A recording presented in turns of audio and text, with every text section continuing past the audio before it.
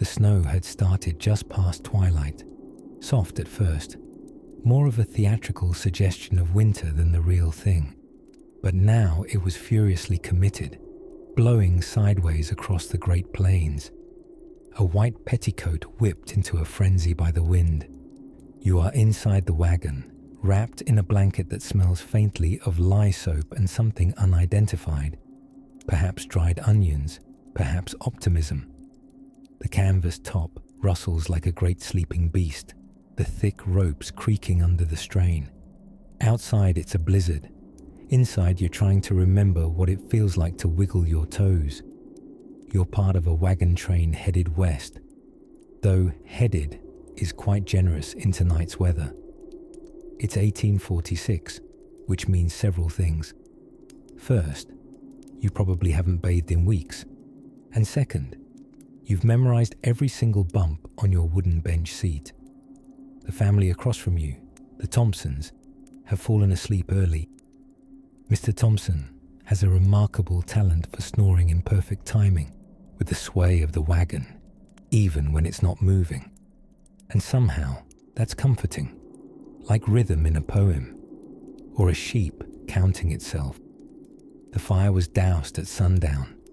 Can't risk the canvas catching, you know. So instead, you gather around a small lantern with a glass globe and a stubborn wick, whispering stories with whoever is still awake. Tonight, it's old Milt Farnsby. Milt is not really old. He's 41. But on the trail, that passes for ancient, especially since he's missing 3 toes and half the idea of what year it is. And yet, his stories go back even further. Tales from his childhood in the 1810s, as if he personally accompanied Lewis and Clark and carried Sacagawea's grocery list. You settle in as Milt's gravelly voice purrs out of the shadows. He's talking about winter camps and how in the old fur trading days, trappers would sleep with their feet in opposite directions under shared bear hides to reduce the number of arguments about snoring and who stole whose boots. Of course, none of this may be true, but it doesn't really matter. In the covered wagon world, truth is a polite suggestion, and warmth is worth more than facts.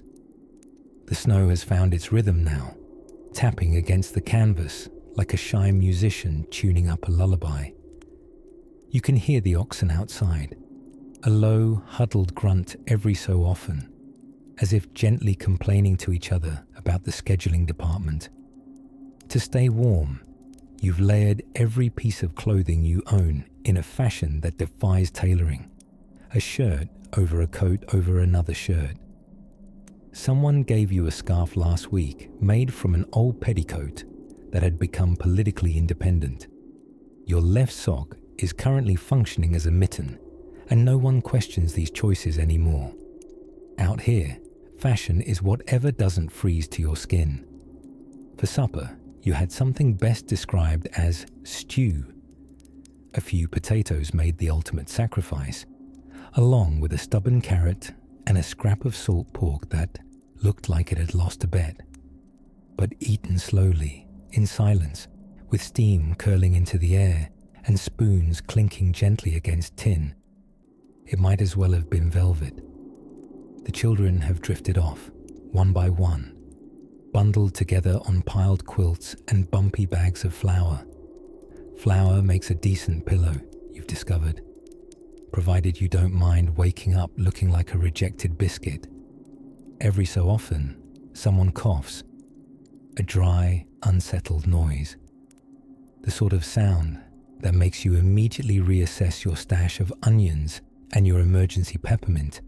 It's cold, but not the cruel kind of cold. It's the type that cocoons you, makes every breath feel like a quiet reminder that you're still here, still westward bound, still wrapped in soft blankets and wild hope. It's the type of cold that makes you grateful for mittens, even if they're on the wrong body part. Somewhere in the distance, coyotes call into the drifting dark, not menacing, just there, part of the symphony. The wind answers in long, lazy whines through the cottonwood trees nearby. You can't see them, but you can feel their groaning limbs in the soundscape, like old friends moving in their sleep. The covered wagon creaks on its springs, not from movement, but from settling, like a giant sigh. There's a comfort in knowing you're surrounded by people, all sharing the same story, the same night, the same blizzard. And tomorrow, the trail goes on. But for now, it's enough to be still. Tilted on the prairie under miles of snow-buried sky, and to listen. Just listen. If these stories help you drift off, please subscribe to the channel. It would mean the world to me. And before you fully fade into dreamland, I would love to know where you're listening from and what time it is there. Let the wind do the talking for a while. Outside, the wind had begun its long, moaning soliloquy, the sort that sweeps over snow-laced hills, tugs at canvas seams, and makes even the stars consider putting on extra scarves. The covered wagon creaked ever so slightly, like an old man settling into bed, joints murmuring in protest. Inside, all was snug, mostly, depending on your definition of snug, stretched along scratchy wool blankets and surrounded by the tang of slightly stale cornbread and someone's overly adventurous attempt at homemade lye soap. Our small wagon party huddled together. Not for affection. No. These were frontier folk. Their courting rituals often involved extended discussions about axle grease. No, they huddled for warmth, like beans in a tin can left too close to the fire. Now, let's take a moment to appreciate just how wildly underdressed pioneers often were. Nobody had Gore-Tex. There was wool if you were lucky, linen if you were sentimental, and leather if you had recently made the unfortunate acquaintance of a deer. You wore what you owned, and what you owned was probably already patched in 3 places and missing the 4th entirely. And boots. Boots. Those were divine treasures. Or at least they started that way.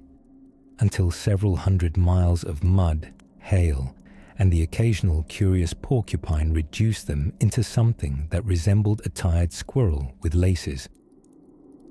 As the snow began to drum lightly against the wagon's canvas roof like 1,000 tiny polite fingers, Martha Mayhew, age 43 and taker of no nonsense, reached for her knitting.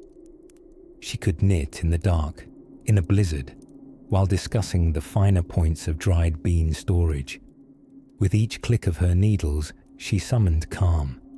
Socks for Uncle Horace, mittens for little Eliza, and once, briefly, a tea cozy that somehow turned into a bonnet and was worn proudly by the family goat until spring. Across from her, slumped against a crate labeled sugar, probably, Chester Allen attempted sleep.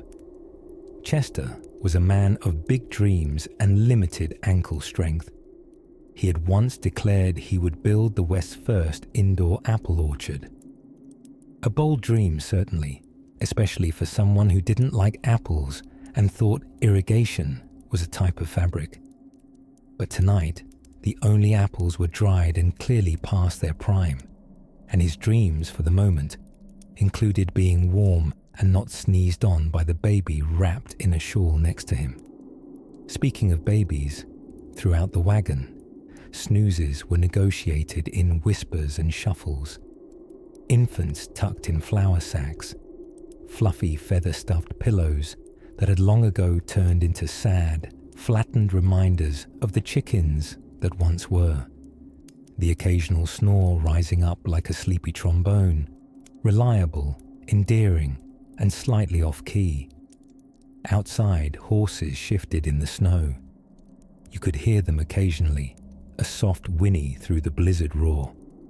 Their breath steamed in great puffs, visible for half a second before the wind swept it all away. Hardy creatures, frontier horses. They'd seen saloons, stampedes, misguided attempts at musical fiddling, and once, thanks to a particularly enthusiastic preacher, an impromptu baptism. Now, you're probably wondering, why set forth into the frozen unknown in the first place? Why would someone voluntarily leave a solid house, complete with walls, relative privacy, and chairs that didn't move, to climb into a wooden box on wheels and subject themselves to whatever Mother Nature coughed up next? Ah, dreams. Those old things. Land, opportunity, perhaps gold, or freedom.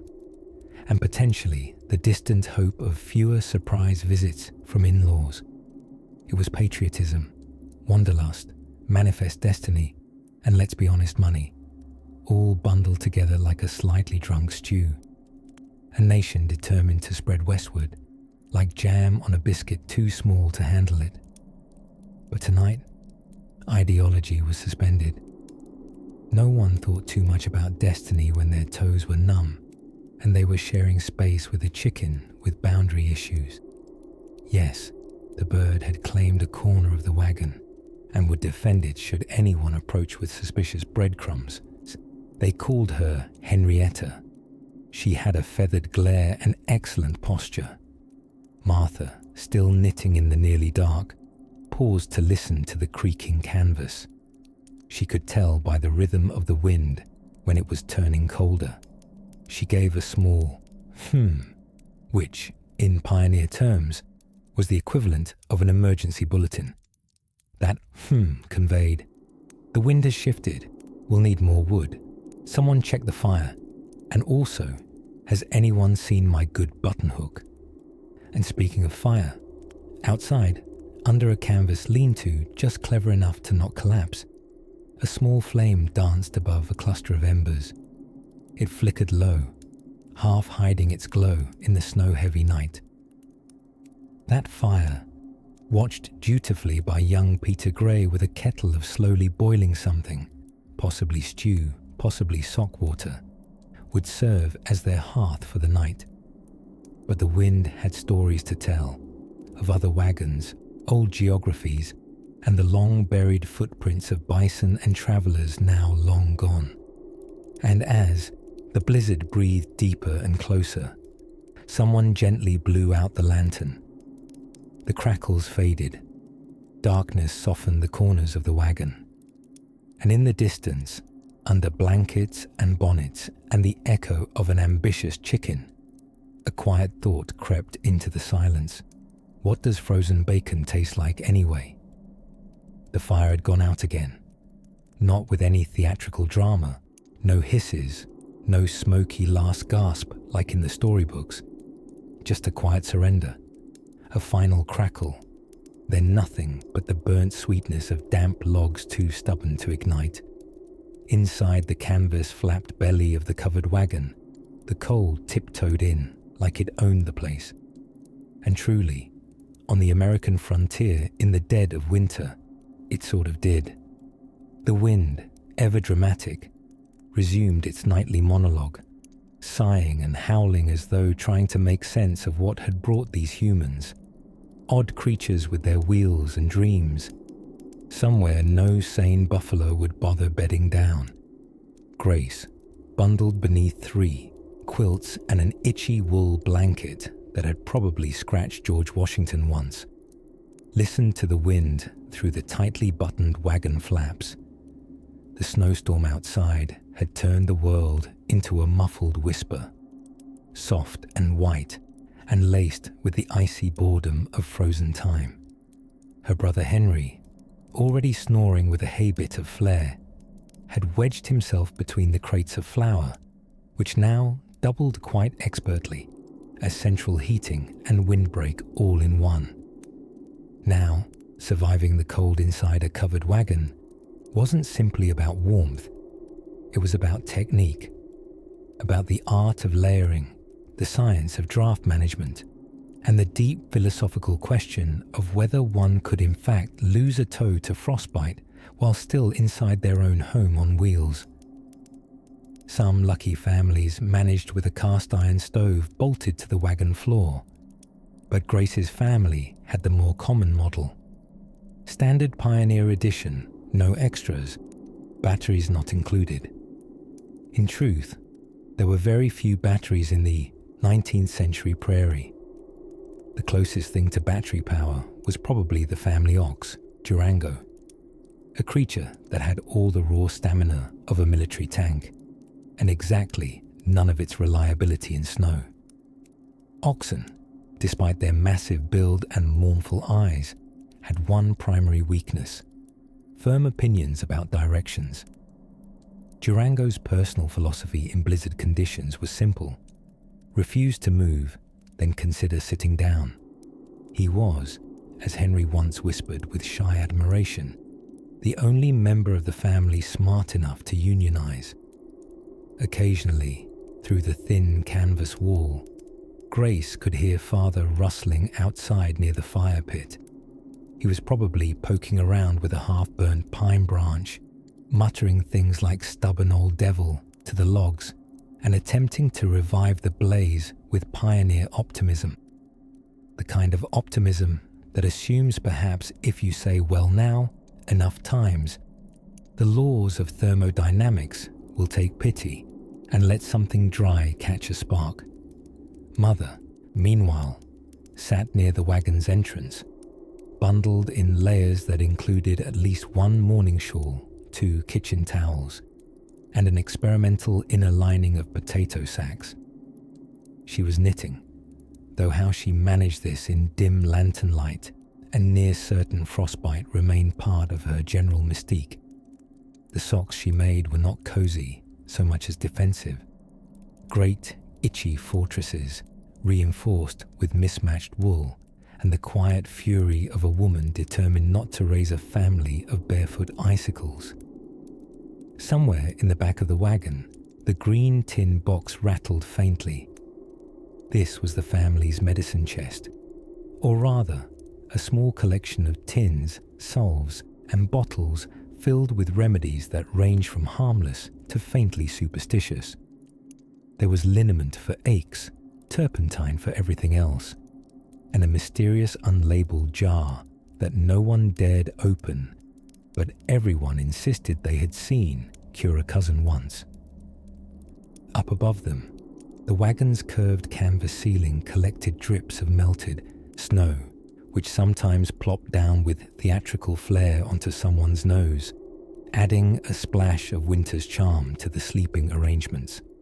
Grace had taken to calling these icy drips nature's alarm clock, because they always seemed to know exactly when she was nearly asleep.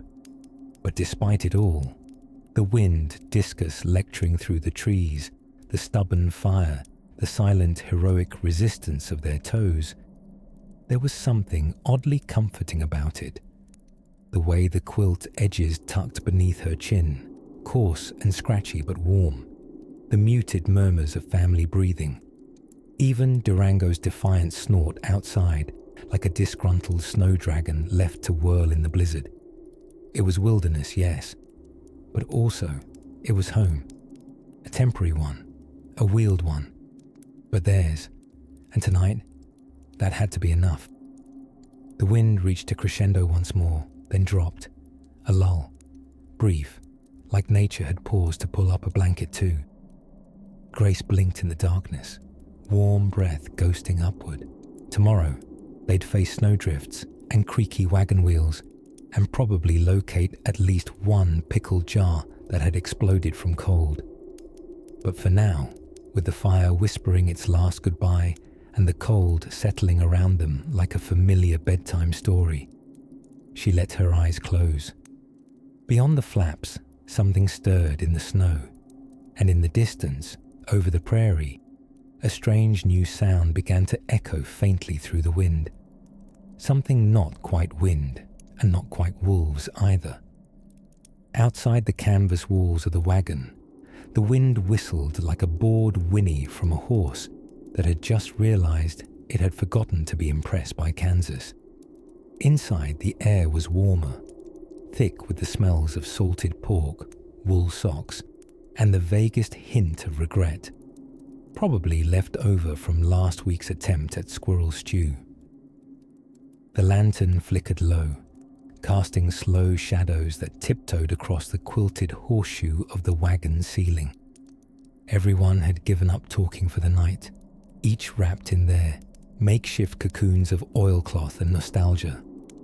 Creaks from the wooden frame played counterpoint to the occasional groan from the oxen outside, who, you could tell, were as over this journey as any teenager stuck on a family vacation. In a corner of the wagon, Meg was squinting at the firelight, her needle working slowly through a threadbare mitten with holes big enough to qualify as windows. She wasn't sewing for fashion. No covered wagon ever hosted a debutante ball, but because Frostbite had more marketing power than she did. Next to her, Grandpa Amos slouched with his eyes half closed and mouth half open, as if caught between worlds, dreaming of baked beans, or maybe just trying to remember if he left a pie back in Ohio. He hadn't spoken in hours, but the sudden flap of the canvas near his boot startled him upright just long enough to mutter something that sounded like possum pancakes, before reclining again like a retired general in a hammock. The snow outside was falling sideways, which, experts and farmers both agree, is never a promising sign. It had been coming down steadily for hours now, piling up like the jokes Pa tried to tell back in September when everyone still thought this Western dream was a fun idea. One by one, folks had stopped laughing and started saying things like, maybe we didn't need 2 pianos. Somewhere at the front of the wagon, Pa was fiddling with the stove's flue pipe again, banging it with the delicate touch of a man who believed fire could be negotiated with. The miniature stove did its very best, hissing gently like a tired grandmother trying to get someone to drink soup they didn't ask for. It radiated just enough warmth to remind everyone how cold the rest of the space still was. Meanwhile, little Tommy lay bundled near the back, his breath puffing out in sleepy clouds, while he clutched a wooden buffalo carved by a nervous fellow back in Council Bluffs, who claimed to have seen 3 real ones and at least 7 suspicious-looking cows. Out here, on the endless plains, wooden buffaloes were easier to catch and much better at cooperative play. Despite the wind howling like it had weather-related opinions, the soft rhythm of snowflakes thumping against the canvas was oddly soothing. It was nature's lullaby, albeit performed by a choir of grumpy clouds and conducted by pure Western stubbornness. Out on the prairie, it wasn't just the living who made themselves known. The stillness between gusts was filled with quiet, ghostly echoes of wagon wheels crunching long-gone trails, of pioneers deeply regretting their footwear choices, and of dubious salesmen promising, "This map is definitely to scale." None of the travelers could hear those echoes clearly, of course, but sometimes, when the wind paused just long enough, stories seemed to slip into the wagon like stowaways. Tales of Donner Pass dinner parties, of lost forks and found fortunes, of stacks of buffalo chips mistaken for modern art. The kind of tales you weren't sure were real, but somehow felt true because your toes were cold and your boots were filled with straw. Sarah, who had been reading a dog-eared almanac upside down for the last 20 minutes, finally sighed and set it aside. "If this wind picks up any harder," she whispered, "it might just blow us straight back to Missouri." No one answered, mostly because no one wanted to go back to Missouri. Even the dog, Buttons, had given up.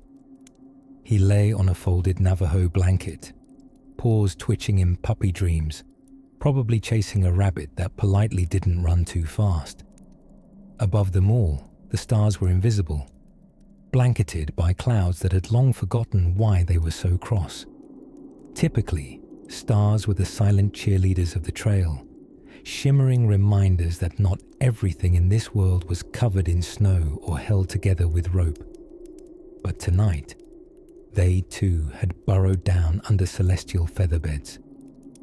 And so, the wagon creaked again, gently carried forward only by its own daydreams and the occasional burst of wind-powered motivation from behind.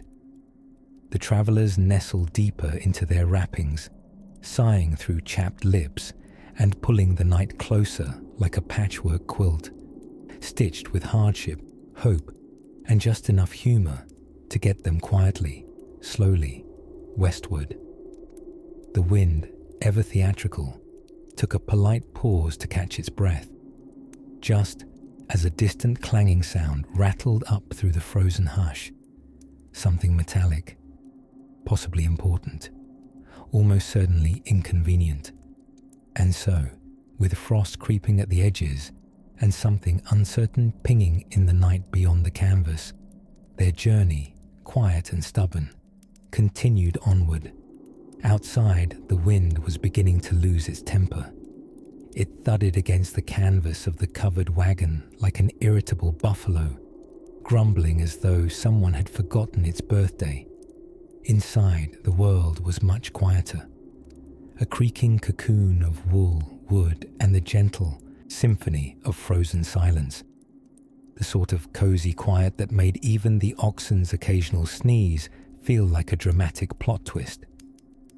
Night lingered heavily, as if reluctant to lift its cloak. The lamplight danced across the curved beams of the wagon's frame, casting shadows that resembled tired pioneers in bonnets and suspenders. The air smelled faintly of kerosene-wet wool and biscuits that had ambitions of being bread, but hadn't quite made it. Mrs. Eliza Harper, whose bonnet had long since slouched to one side like a weary bird, was knitting by lantern light, a sock perhaps, or maybe a very hopeful mitten. No one was entirely sure, including Eliza. Her needles clicked rhythmically, like tiny knitting crickets, keeping time with the slow breathing of the wagon's sleeping occupants. Not far off, young Nathaniel Bixby lay wedged between two grain sacks, reading a page from an almanac he had accidentally memorized. Its content ranged from moon phases to turnip storage tips, with the occasional philosophical musing on dew. He had reached the section titled Advisable Poses for Nighttime Reading, which mainly suggested not during a blizzard on your ribs with no pillow. But he powered through. You see, inside a covered wagon during a blizzard, time moved sideways. Conversations unraveled slowly, like molasses poured downhill in January. And those who spoke did so thoughtfully, not because of some poetic wisdom, but because freezing one's tongue to the roof of one's mouth mid-sentence was considered impolite. Someone, likely Grandfather Joseph, muttered something about the War of 1812, a habit he had no matter the topic or century. No one answered. They had all heard his tale of a shoe lost near Lake Erie and the subsequent diplomatic kerfuffle involving Canadian geese. The heat from the iron stove in the center of the wagon did its best. It puffed and wheezed like a gentleman climbing stairs in long woolen underwear, managing to warm a 3-foot radius while politely ignoring the rest. Still, everyone huddled close, as humans have always done when fire and wind are locked in their ancient moody dance. Outside, the snow kept falling, layering itself like an overachieving cake decorator let loose on the prairie. It dampened the world, muffled every sound except the snap of wind and the occasional curious coyote wondering why anyone would park a wooden snail in the middle of a frozen nowhere. And yet, even in all that snow-glazed stillness, small comforts thrived. Someone, we suspect young Martha, a 7-year-old starch enthusiast, had managed to salvage a tin of molasses candy, now brittle and sweet, and passed around like a sacred relic. Each tiny shard snapped in the mouth with a whispery crackle, like edible glass infused with happiness and childhood. This, despite the hardships, is what the pioneers did. They brought little luxuries with them across miles of mud and misfortune. Peppermint drops, a favorite teacup, a Bible or volume of Shakespeare wrapped in oilcloth. Tiny things that tethered them to civility, memory, and occasionally to dental challenges. Overhead, the canvas rippled. For a startling moment, the wind found a chord, and the whole wagon hummed with eerie resonance, like a ghost whale singing in G-flat. Then it passed, and the world settled again into the gentle scratch and whisper of shared survival. Nearby, the Harper family's rooster, who had utterly lost his sense of time and occasionally crowed at shadows, let out a confused squawk and promptly fell asleep again. This was Clarence. Clarence didn't know it, but he was, at this very moment, the only chicken in a 100-mile radius providing both breakfast and comedy relief. As the fire dimmed and eyelids grew heavier, the murmured prayers were simple and steady. Not grand speeches, but little phrases of gratitude. Thankful for warm feet, unbroken axles, and biscuits that had finally decided to rise. Someone sighed, someone else sneezed, and someone, half dreaming already, whispered the phrase, "Do carrots freeze?" Outside, the stars blinked lazily through a break in the cloud cover, stars that hadn't moved an inch since Cleopatra waved her eyeliner around, or Leif Erikson got a little too enthusiastic with the whole discovering thing. The wagon creaked softly as if shivering with the wind, and then settled once more.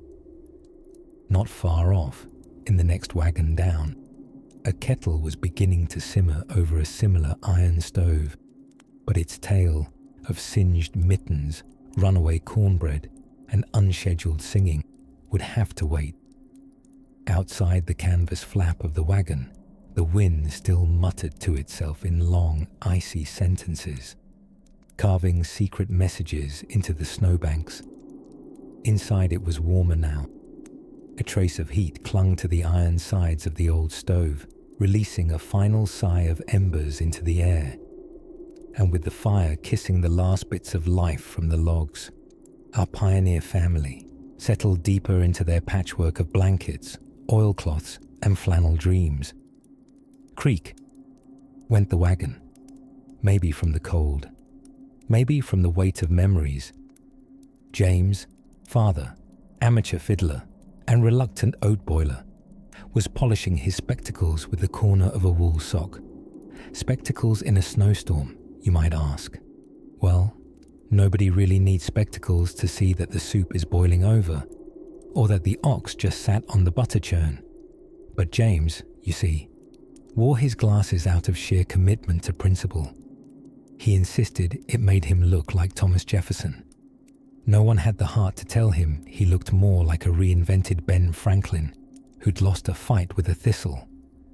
As James fussed with his lens polishing, Eliza, the family matriarch and undisputed queen of wagon-based logic, was quietly darning a mitten by lantern light.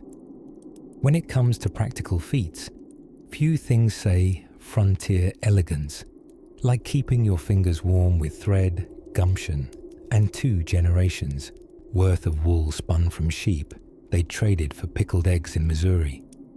The children, huddled in their nest of quilts like miniature raccoons in a haberdashery, were half listening to the wind and half dreaming of cornbread. Young Clara had earlier that day declared she would one day ride a mastodon through Great Salt Lake. Since Clara was reading the family almanac backward, and the family almanac once belonged to cousin George, who had long confused fossils with fairy tales, her aspirations were both wildly imaginative and confusingly plausible. Over in the corner, Grandfather Amos was slowly nodding off beneath a bearskin that resembled a dramatic theatrical curtain.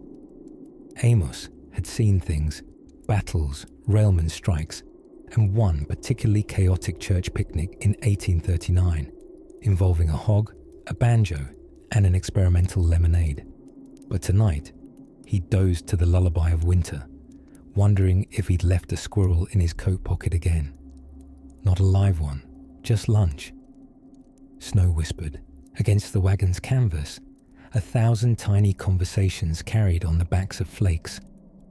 Outside, the prairie was a white sea, and this strange boat, a little wooden island with cast iron ribs and the scent of ash and beans. Eliza broke the quiet with her usual dry grace. "James, did you remember to bring in the axe? Or shall I write its will?" James glanced toward the flap, where just beneath the snow was likely a buried handle promising tomorrow's firewood. "Of course I did," he said, with all the confidence of a man who absolutely forgot. The silence that followed was the kind that only a wife can craft with her eyebrows. Truth be told, small domestic debates like this were the warm bread of wagon life. If everything went smoothly, how would one entertain themselves during 17 hours of darkness and snow? There were no radios, of course, and even if one wished to belt out a Broadway number, the only audience was a horse and a deeply judgmental chicken. For fun, the children had devised a new game by twisting twine into mysterious knots and assigning them grandiose names like the lawyer's mistake or the haunted thimble. Whether the game had actual rules was unclear, but it passed the time and sounded vaguely educational. Even Grandfather Amos approved, mainly because he thought knots were the puzzles God gave the sleepy. It's worth noting that unlike modern sleeping arrangements carefully curated for REM cycles and pillow symmetry, wagon beds were glorified straw bags that crackled more than they cradled. For every pioneer waking up well-rested, 5 woke with porcupine dreams and a rock in their spleen. But somehow, wrapped in the hush of snowlight and fire shadows, sleep still came, slow, sweet, and heavy as molasses on a cold tin spoon. Outside, the world was looping itself into deeper whirls of snow. The oxen, bless them, were snoring in shifts, and even the stars, though hidden, seemed to be listening. Eliza blew out the lantern. James muttered something about inventing mittens for toes. The children giggled, then sighed, and with a deep breath, the wagon sighed with them. Tomorrow, they might have to dig out the axe, chase the chicken that escaped to freedom, or learn that raccoons had absconded with the bacon again. But tonight the wind was singing lullabies through the seams of the canvas, and if you leaned in close enough, you just might hear it murmur something softly mysterious about the horses. The wind had long since drowned out the world beyond the canvas. It wasn't howling anymore, not in the way wolves howl or babies cry, but in that monotonous, slightly judgmental way that says, well, someone thought it'd be a good idea to travel west in January. Snow ticked and whispered against the wagon's sides like 1,000 cold fingers trying to get your attention, then changing their minds and wandering off. Inside the wagon, however, all was dim and quietly stubborn. Boston Jim, our thickly mustached driver and part-time weatherman, he was mostly wrong, but confidently so, had retired to a corner of bundled oilcloths and midlife grievances. With his red long johns puffed up like a tired cardinal, he was very nearly asleep, nodding under a wool cap pulled so low it flirted with his moustache. The lantern cast a buttery light across the wagon's ceiling beams. Wooden ribs arched overhead like the bones of a giant's gentle hand enclosing the space. A few mismatched boots huddled in the corner like disagreeable cousins who don't want to talk until spring. The floor was layered with buffalo hide, thick quilts, and tools tucked precisely where someone would later trip over them in the dark. And yet, despite the icy fingers outside and the general air of 19th century chaos inside, the wagon felt safe, like a humble snow fort built by overly ambitious adults. Eliza, seated on a small crate with a journal in her lap, was fiercely scribbling. She was our recorder of things, chronicler of weather, and once, involuntary trapper of one rather surprised raccoon. Her pen scratched steadily across the page. Ink froze sometimes, yes, but history waits for neither mammal nor mercury. "Snow thick as pie dough," she murmured, quoting herself from earlier in the evening. 3 pigeons worth of chill. Then she paused. "No, that's ridiculous. There are no pigeons here." She scratched the line out and tried again. "Jeremiah, your humble narrator in this little tale, was half draped over a sack of dried beans, using it as an improvised chaise lounge. The beans made a surprisingly ergonomic support system, though occasionally clicked accusingly beneath him, as if to say, 'We're food, not furniture.'"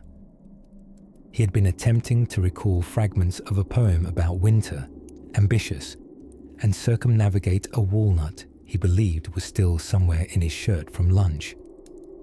Sleep clung to his thoughts like frost on a pane. The blizzard outside was no ordinary storm. It was a full-blooded Great Plains whiteout, the sort that made compasses question their life's purpose and sent cattle walking backwards for reasons they never fully explained. A proper blue norther, as some called it, though frankly, the shades of grey outside were doing most of the heavy work in the colour department. Survivors of earlier storms, professional settlers by this point, with at least one broken axle and an unusual tobacco tin to their names, had explained that when the prairie truly froze over, sound did peculiar things. It hung in the air like a cough that never quite got expressed. Hammers sounded like bells. Whinnies turned into questions. The human voice lost confidence somewhere around the 3rd sentence. Still, there were benefits to being storm-stuck. For one, no one could suggest breaking camp and moving farther west. For another, beans rarely cooked better than during a snowbound vigil. And third, people told their slowest, most elaborate stories. Stories that warmed the ribs and required at least 2 dramatic reenactments per telling. Tonight, it was Boston Jim's turn. He opened one weary eye, then sat up like a bear who suspected someone might have hidden a pie behind the tree stump. "Did I ever tell you all about the time I was mistaken for a French marquis in St. Louis?" he said to no one in particular, which is how all great frontier yarns begin. Eliza didn't look up. Jeremiah sighed the sigh of a man about to be forced into a story with 4 costume changes. "No," Eliza murmured, "but I do hope it explains why you have that feathered hat." "Exactly," Jim said proudly, and launched into a tale so full of mistaken identity, dubious diplomacy, and counterfeit champagne that it momentarily warmed the wagon 4 degrees. Outside, the wind packed snow tighter against the flaps in great sweeping sighs. The wagon gently creaked, not unhappily. The storm was still blowing, sure, but inside around the lantern and the beansack daybed, time softened like butter on warm cornbread. And as Boston Jim moved into his 3rd act involving a jewel and an accordion, the wind shifted just slightly. Morning, somewhere, was beginning to stir. Somewhere just outside the swirling winds and the creaking frame of the wagon, the fire had surrendered. It no longer crackled. It simply sulked in ash, steaming occasionally like it was muttering something sarcastic about the snow. Inside the canvas walls, the world narrowed to a dim flicker of lantern light and the muffled hush of snowfall, like history was being written not with trumpets, but with snores. James, our resident philosophical turnip farmer with a moustache that looked like it harbored secrets, was half wrapped in a wool blanket that had lived a long, respectable life as someone's grandmother's rug. Next to him, Lottie rolled up in her coat like a biscuit before baking, her bonnet perched at an angle more rakish than proper. She had declared earlier in the evening that any woman who could churn butter with one hand and slap a coyote with the other deserved to sleep diagonally. Nobody had argued. In the far corner of the wagon, old Mabel, their tempestuous goat, with a chronic grudge against the laws of human dignity, snored unrepentantly. It was a wheezy, self-satisfied snore, rather like someone sucking porridge through a harmonica. She had claimed the burlap sack of oats as her bed, her stubby horns poking out like bookmarks of an unpleasant bedtime story. The wind, still at it, though slightly confused now, whistled across the taut canvas in intermittent howls. It had the erratic rhythm of a ghost who didn't quite remember the melody of a haunting tune and kept trying to improvise. But the covered wagon, for all its drafty shortcomings, did what it was born to do. It endured. A plodding, squeaky, mule-pulled turtle shell of survival.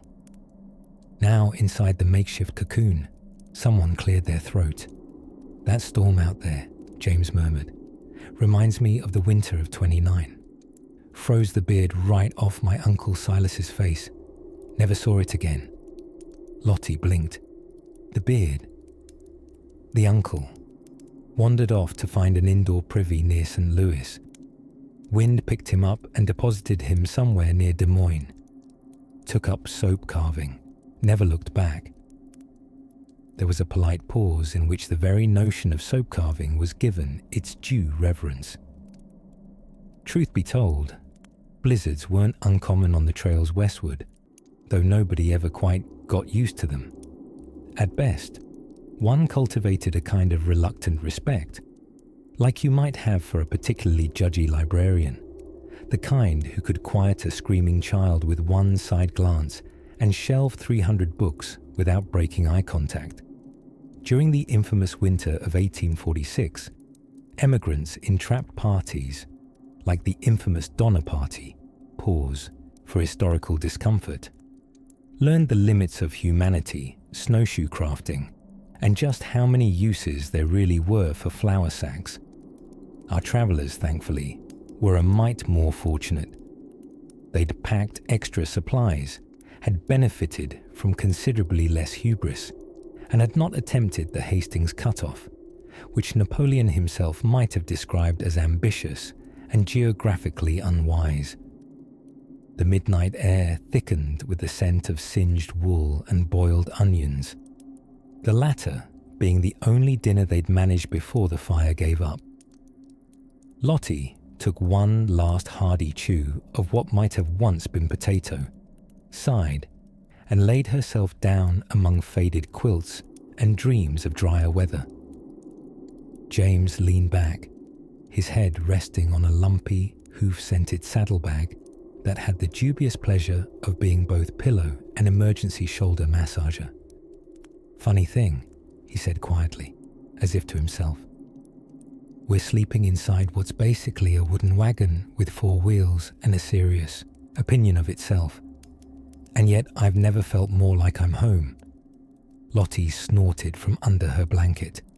"If home smells like Mabel's feet and onion broth, your standards are rustic."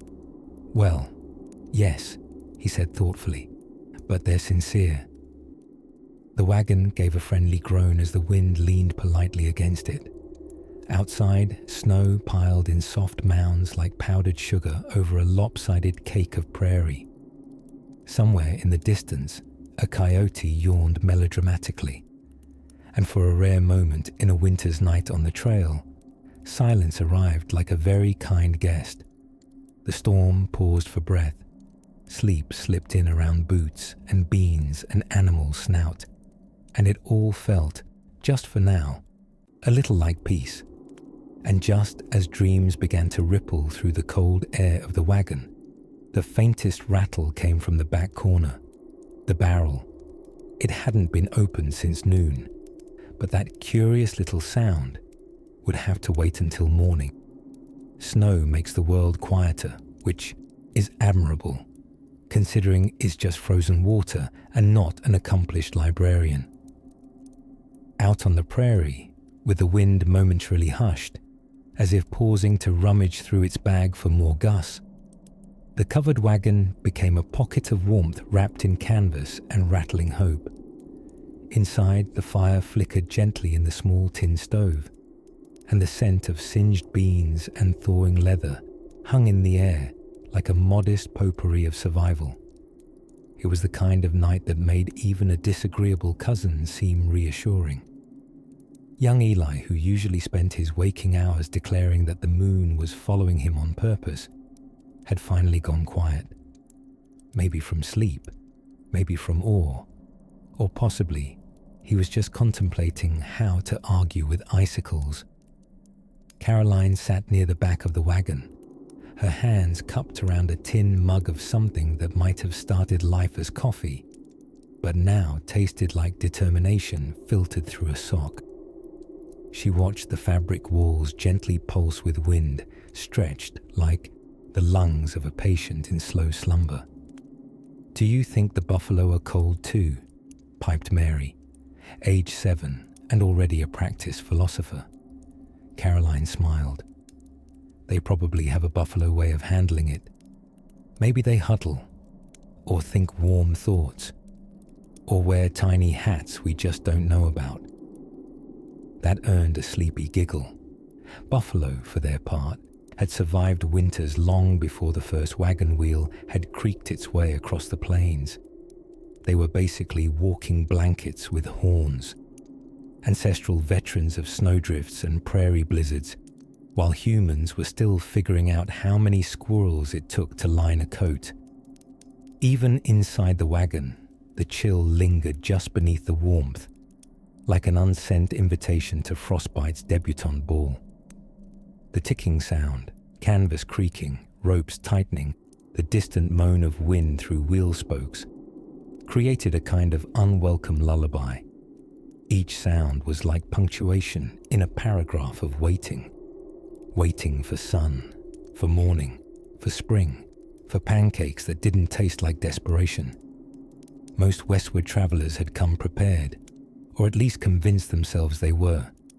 They packed flour, lard, and a remarkable number of cast iron pans, as if fending off winter might involve a duel at dawn between frost and a particularly robust skillet.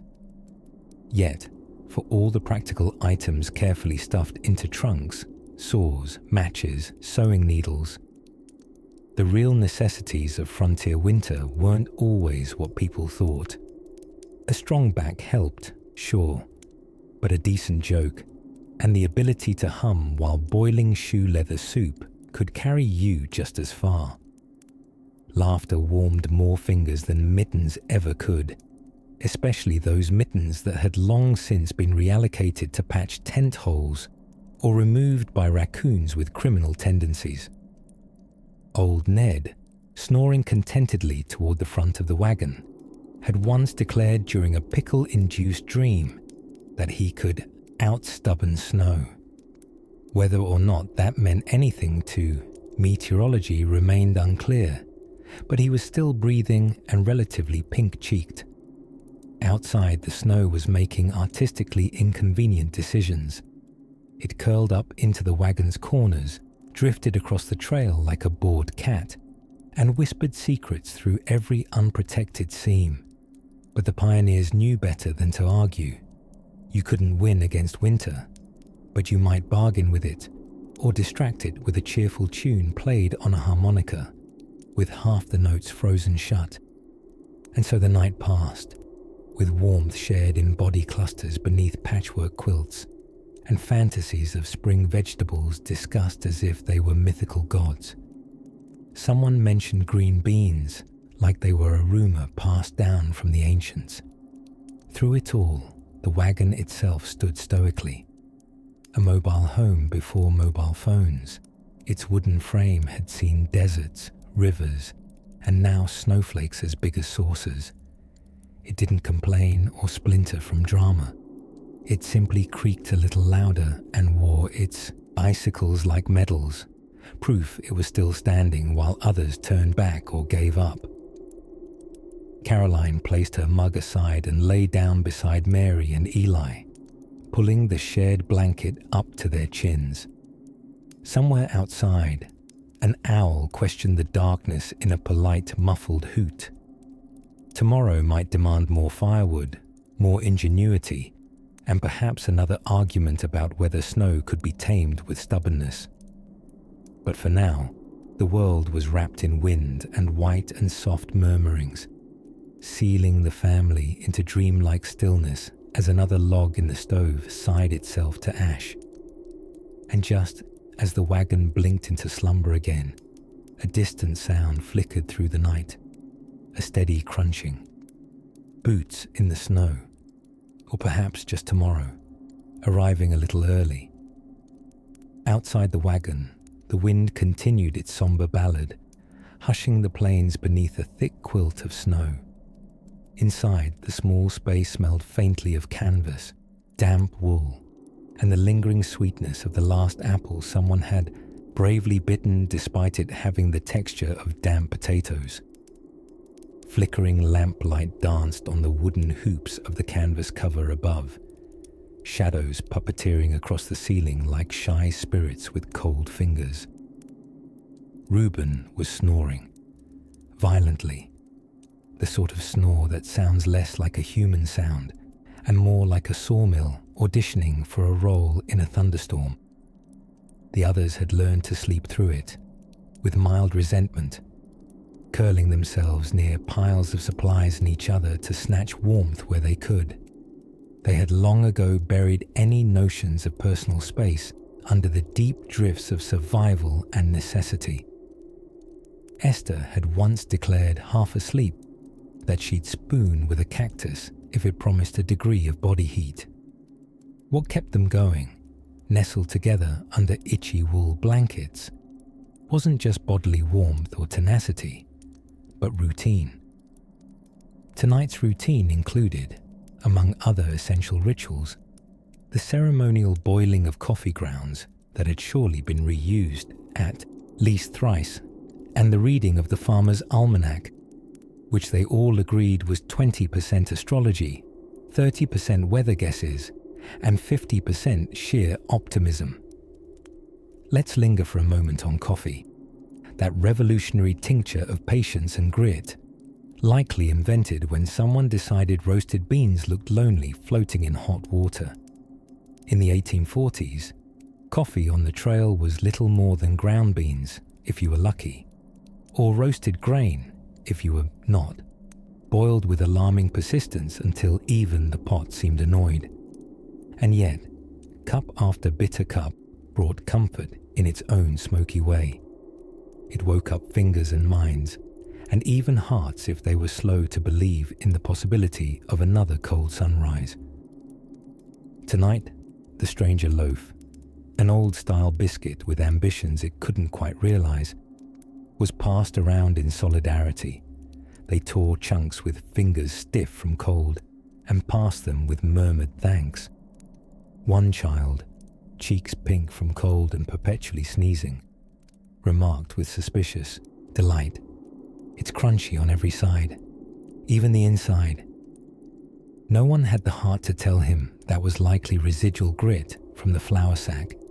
It had recently shared space with the horseshoes. But the conversation had turned, as it often did under blankets of snow, to warmth. Stories of pans of cornbread back home in Missouri, baked in heavy iron skillets that doubled beautifully as impromptu political props in any domestic debate. Of butter made from shaking cream in a jar during the wagon's bumpiest hours. of quilts stitched by incredible, invisible aunts who existed only as names passed down with hypothetical recipes. "Remember Miss June's peach cobbler?" asked one of the older cousin figures, teeth chattering mid-sentence. Soft mms rippled around the wagon like firelight off tin. "She said the trick was cat head biscuits on top, big as a cat's head, mind." There was a pause. No one ever asked, which cat? They laughed, soft as snowfall. Was the kind of laugh that couldn't be kept out despite the cold, like a chickadee finding its way into your thoughts at the oddest hour. Time had slowed, the kind of slow that comes only in winter's hush, when the storm outside takes up all the argument and the rest of the world has nothing left to say. Snow padded every noise. Even the wind seemed slower now, less a whip and more a lullaby with a touch of prairie melancholy. Someone suggested singing. Not the kind of singing meant for performance, but the shared humming that families do when buttons are missing, tempers thin, and survival rolls out biscuit-shaped into the future. The song was tuneless and full of warmth. It was partly sweet by and by, and partly a tune someone's grandfather sang while putting mules to pasture. Possibly invented, possibly sacred, possibly both. It was hard to know the time. The pocket watch had stopped sometime after the Kansas River crossing, and now sat at precisely irrelevant o'clock. No one minded. Out here, time was measured differently, in how much longer the oil lamp would last, in how long till the snow softened its voice, in the quiet when someone stopped snoring. Just as their heads nodded and the wagon finally faded into the stuff of dreams, there came a sound, not loud but clear, a rhythmic tapping, not the wind, not the branches. But that, dear dreamer, is a whisper we'll follow next. For now, let the snow fall. As the sleet tapped gently on the canvas roof, like a percussionist unsure of the rhythm, Mabel adjusted the bearskin draped around her shoulders and looked toward the flickering lantern. Its light danced lazily on the wooden beams above, casting slow, sleepy shadows that hinted at movement, though everyone had long since settled in for the night. The air was thick with the mingled scents of smoked bacon grease, damp wool, and a peculiar kind of hope that only pioneers seem to carry with them, the sort of hope that still glows even when your socks are frozen. You could hear it too, the snow, the wind, and the sort of silence that came with isolation, the type that settled in your bones right after supper and didn't leave until the rooster crowed back in June. And if not a rooster, then perhaps someone's uncle coughing into a wool blanket, which was the frontier's version of a morning news bulletin. Tonight, the wind had taken on personality. It howled like a theatre critic, unimpressed with the evening's performance. One could almost imagine it muttering through the seams of the wagon. Another wheat farmer with dreams of elbow room. Please, I've already seen 5 of you this week. Outside, the blizzard ranted on. A cranky white sheet stretching across the plains, determined to audition for the role of Worst Tuesday weather since the Ice Age. Inside the wagon, however, things were far warmer in the emotional sense. Technically, everyone's toes were still numb. Josiah, wrapped up like a reluctant burrito in every spare blanket not being used to plug a draft, was recounting his favorite story for the 4th time that evening. The one about how his great-uncle had once traded a pair of horseshoes and a mirror for a barrel of pickled beets, and inadvertently married into a Mennonite family in the process. Apparently, no one told him that bartering vegetables in Pennsylvania Dutch country was tantamount to a proposal. Little Eli, whose idea of a high-speed chase was trying to catch a chicken in a muddy yard, looked up from his straw-stuffed pillow and whispered, "Tell the butter story again." Ah, yes, the butter story. Now, it must be remembered that in those days, butter was not merely a spread. It was currency, status symbol, and sometimes weapon if you left it out in the sun too long. Churning butter was such a central part of domestic life that more diaries mention churns than marriages. And many a musing on the prairie began with, "This morning I churned," followed instead of a gripping plot, a firm upper arm. The tale in question involved Aunt Nora, a spinster as defined in the Old West simply by the fact that she said no to one guy, twice. One winter, during a similar bluster outside bonnet inside sort of night, she marched 3 miles across open prairie with a crock of unsalted butter strapped to her back. Why? Well, simply because she'd heard the Widow Peters had some fresh molasses and was in need of a trade. The rest was history, a sweet, buttery, potentially romantic history, depending on how much liberty one took with the details. According to Josiah, Aunt Nora returned the next day with no molasses, half the butter, and a quilt stitched in 8 different shades of what happens in the homestead stays in the homestead. By the time he finished recounting which neighbors might have been at the quilting bee that didn't end with any actual quilts, everyone was smiling, not broadly. That risked letting icy wind find cheekbones. But in that quiet way, frontier folk perfected. Half amusement, half survival. Mabel reached over and tucked in the corner of baby Grace's blanket, making sure her cheeks stayed rosy, but not red enough to look like she'd been slapped by the weather. The child made a soft sound, maybe a sigh, maybe a hiccup, maybe an inexplicably accurate imitation of the family goat. And then it was still again. The kind of lull that invited your thoughts to go wandering without even needing a hat. Outside, nature howled. Inside, humans drifted. Somewhere, a chunk of ice dislodged from the wagon's axle with a thunk. No one stirred. Even the wind seemed to pause, taking a breath between gusts, reconsidering its career choices. The lantern dimmed ever so slightly, its flame sighing low. Just the right light for remembering, or forgetting, or whatever it is pioneers did between snowstorms and spring. And just beyond the circle of warmth, the snow kept falling, soft, relentless, expectant, setting the stage for the next quiet miracle out there in the white unknown. The wind had adopted a peculiar personality by the time the wagon reached its 12th hour under siege. It no longer howled with fury. It sighed with artistic resignation, like a playwright awaiting the second act of a terribly slow tragedy.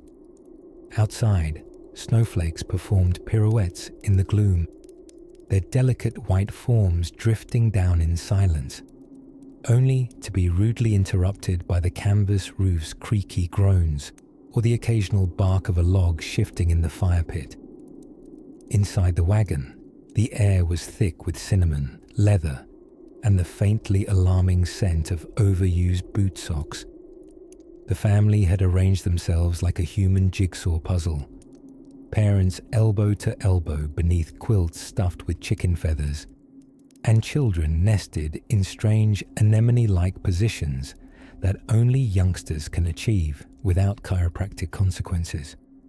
Nathaniel, the eldest son and proud owner of 18 freckles and 1 pocket knife that he named Martha, had taken to reading aloud from the family Bible, not so much from spiritual devotion, but because reading was the only entertainment that didn't require perilous trips outside to relieve oneself.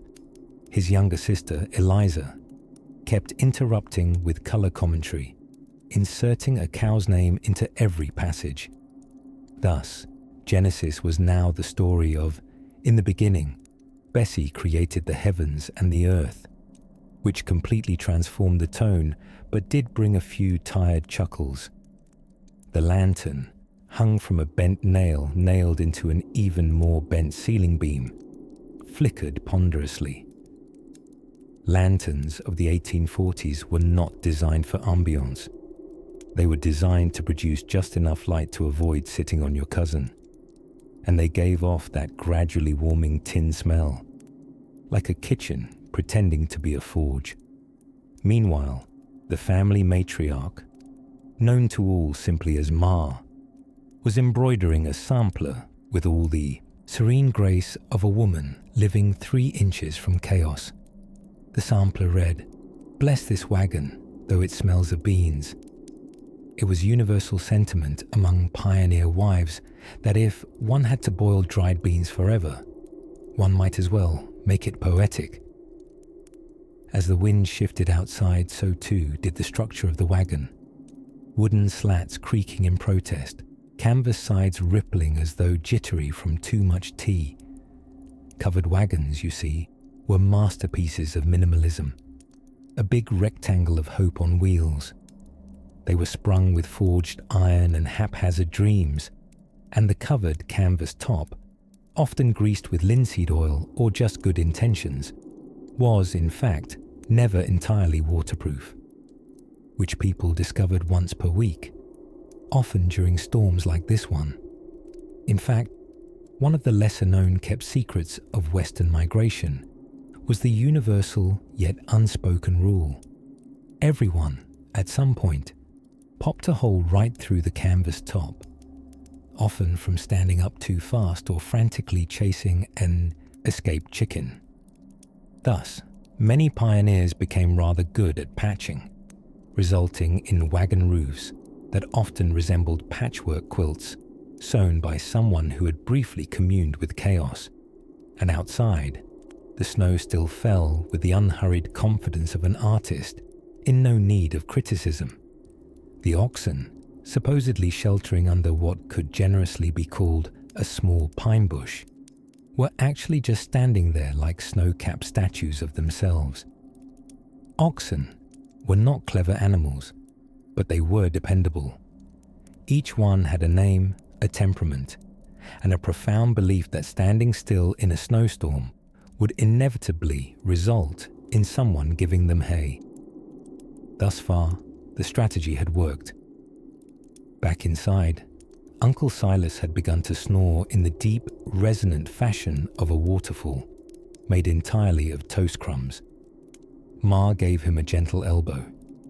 Reasonable, quiet hours were to be respected even in a blizzard. Pa, meanwhile, had wrapped his legs around a hot brick that had been warmed by the fire, grumbling sleepily about Andrew Jackson and jam. And so, as the night deepened and the wind began telling someone else's story, the family drifted into what could only be described as plain sleep, where every creak, pop, and rustle might be a sign of disaster, but is far more likely the sound of a moccasin falling off a hook. Their breaths softened into the everlasting hush of snow on canvas, and somewhere between the dreams of home and the scent of frozen beans, a gentle moment stretched on, unaware of how much stranger the morning might be. A curious calm had settled over the prairie, like a grand exhale. The wind, always the star performer of the plains, had momentarily lost interest in hurling snow at every surface and seemed to take a tea break. Inside the covered wagon, the silence was more suspicious than soothing, like a toddler left unattended in the jam cupboard. Margaret and Josiah sat with woolen shawls cinched around their shoulders, coiled like two human cinnamon buns. The lantern flame flickered up toward the canvas ceiling, casting gentle shadows that danced to an unheard lullaby. Even the oxen, usually composed entirely of grunts and chewing, were still enough to make someone check if they'd wandered off to warmer employment elsewhere, perhaps in a barn somewhere reading poetry aloud to one another. In this breath of stillness, Margaret reached for something that, in any other scenario, would be dreadfully unimportant. A box. Not a large or majestic box. No brass hinges, no oak inlay with the initials of dukes or dowagers. Just a small wooden thing with a cracked leather strap, scuffed from the road. Inside were letters, faint inks and faded hopes, written in cursive loops that might tickle your dreams if you peered closely enough. These were not letters from aristocrats or generals.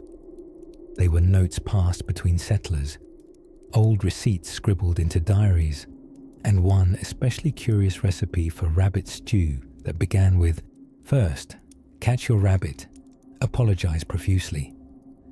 Josiah, who normally treated reading with the reserved suspicion he reserved for tax collectors, leaned in. "What's that one?" he asked, gesturing to a folded square of fraying parchment.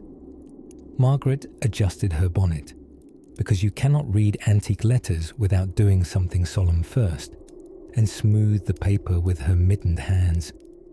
"It's from a settler named Abigail Rowe, dated 1857. She was writing to her sister about socks." Josiah blinked. "Socks?" "Yes, socks. And how they were the most valuable trade item on their wagon. Apparently, her husband accidentally swapped his best winter pair for a pint of maple syrup, which, tragically, had already been watered down by someone less honourable than she would have liked. This sort of pioneer drama, socks traded for half-hearted syrup, was the emotional currency of the frontier. These weren't the stories people carved into granite or depicted in oil paintings, but they were the lifeblood of human history. Squabbles over mittens, sorrow over soggy biscuits, and the eternal search for a warm place to sit. Josiah, in a moment of philosophical vulnerability perhaps induced by hypothermia or the spell of midnight storytelling, whispered, "You think they were afraid sometimes?" Margaret folded the letter back carefully. Of course they were. But they were also too cold and tired to stay afraid for long. The wind didn't give them much time to wallow. That wind, by the way, had returned. Not with a bang, but a sigh, like it had tried to leave but remembered it left the stove on. A new rustle began nibbling at the edges of the canvas walls. Icicles tap-tapped like ghostly fingers against the wagon boards. Outside, nature didn't roar. Instead, it murmured secrets down the chimney of the earth, leaving one to imagine what ancient prairie tales were caught mid-sentence beyond the drifts. Margaret leaned back and rummaged in a basket of preserved apples and hardtack to reveal a buried treasure, a small tin harmonica. "Do you remember this?" she asked, with the glee of a magician producing a rabbit. Josiah grinned. "Not well, but I'm getting worried you're going to play it." She did, and it was earnest. That's all one can say. The tune wobbled a bit, part lullaby, part rusty teapot, but in the enclosed cocoon of canvas and quilts, it was as sweet as a lullaby ever needed to be. The prairie, it seemed, paused politely to listen. An old pioneer song wafted gently through the air, straining and heartfelt. Something about following the stars westward and losing a wheel and 3 chickens in a flood. The lyrics, long since forgotten by modern songbooks, found new life in Margaret's modest refrain. As the wind began to pick up again, brushing snow like a broom across the roof, Margaret laid the harmonica back in its resting place beside the letters. She stilled herself, gaze tracing the shadows on the canvas. "Tomorrow," she said quietly, "we'll tell the story of the frozen axle and the tin of goose grease." Josiah murmured something between a groan and a chuckle and burrowed deeper into the blanket. The wind outside had shifted again, but inside, all was warm and secretive and ready for another tale. Outside the covered wagon, the wind howled like a lonely fiddle left playing to an empty prairie. Inside, the fabric walls bowed and fluttered with every gust, their rhythmic dance oddly soothing, like a lullaby written by Mother Nature and performed by a very determined blizzard. The lantern's gold glow licked the curved beams of the wagon canvas ceiling, casting shadows that wavered and ignored personal boundaries. Horace had taken to humming tunelessly while tending to the firebox, a miniature stove with the personality of an 1840s banker, functional, expensive to feed, and prone to hissing when provoked. The tiny chimney poked through the wood and cloth like an optimistic pencil, defying the snowflakes piling up around it with what can only be described as pioneer audacity. Nellie, who had once been a schoolteacher before giving up educational structure for cholera risks and questionable coffee, sat wrapped in 3 layers of quilts and one unshakable sense of skepticism. She was rereading a dog-eared copy of A Manual for Overland Trail Emigrants, a tract held together with a stubborn commitment to hope and a bit of lard acting as glue. "Did you know," she said softly, absently fingering the binding, "that the book recommends bringing a minimum of 400 pounds of flour and 10 pounds of salt per person?" Horace didn't look up from the firebox. Salt's for flavour, flour's for bonding. Bonding? Well, nothing says intimate understanding like trying to digest boiled biscuits together by the 10th day without proper dental support. The two chuckled ladylikely, meaning they snorted and pretended not to, their breath fogged in the lantern light, merging like the dreams of 2 people who'd long stopped pretending this journey had any intention of staying within the bounds of logic.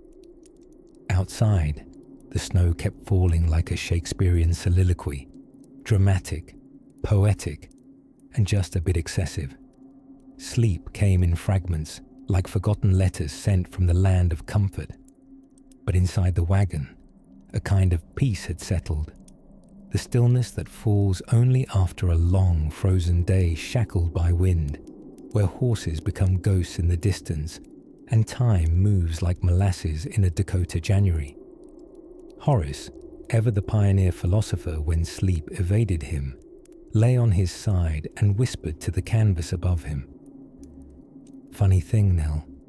We spend all our lives building houses with bricks and boards and glass panes, and then decide none of it means a thing if California's giving out citrus." She laughed, a sound like crumpled parchment gently uncrumpling. "Don't forget gold, or at least rumors of it. I believe we mortgaged a perfectly good roof for rumor pie, which if you cook it slow enough tastes remarkably like shoe leather," he muttered, prodding a skillet nearby. It was unclear whether he meant this literally or metaphorically. With pioneers, it was often both. Wrapped in quilts and surrender, they dozed in thin shifts, woken intermittently by the thump of snow sliding off the canvas, or the plaintive creak of the wagon's axles adjusting like aging knees in the cold. Nearby, a thick coil of rope hung from the bench, the kind pioneers sometimes tied to family members during whiteouts, lest they wander 5 feet from the wagon and discover, too late, that snow eats sound, and prairie geography makes no promises. And yet, despite the blizzard and the soft threats of Frost himself, there was comfort. A sleepy, unspoken trust in the kettle's whistle, in the firebox's grumbles, and in each other. One could almost imagine the wind counted them, passing by each wagon and nodding grudging respect at their ridiculous, hopeful persistence. Somewhere in the distance, a coyote called out with the forlorn enthusiasm of someone just realizing the buffet is snow. Nellie stirred briefly, muttered something about letting the coyote pay the flour tax, and turned over.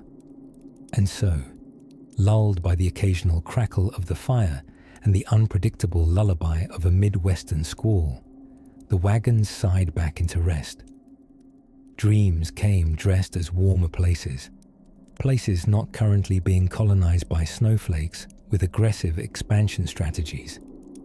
As the wind rearranged the drifts for the 100th time, and a brave mouse audibly reconsidered its life choices beneath the wagon, a new scent wafted through the canvas. Beans, slightly burnt, but unmistakably real. A gentle murmur from the depths of the quilts. Remind me to pair that with our finest salt tomorrow.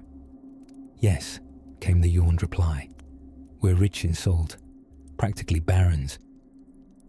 Beyond the wagon, flap.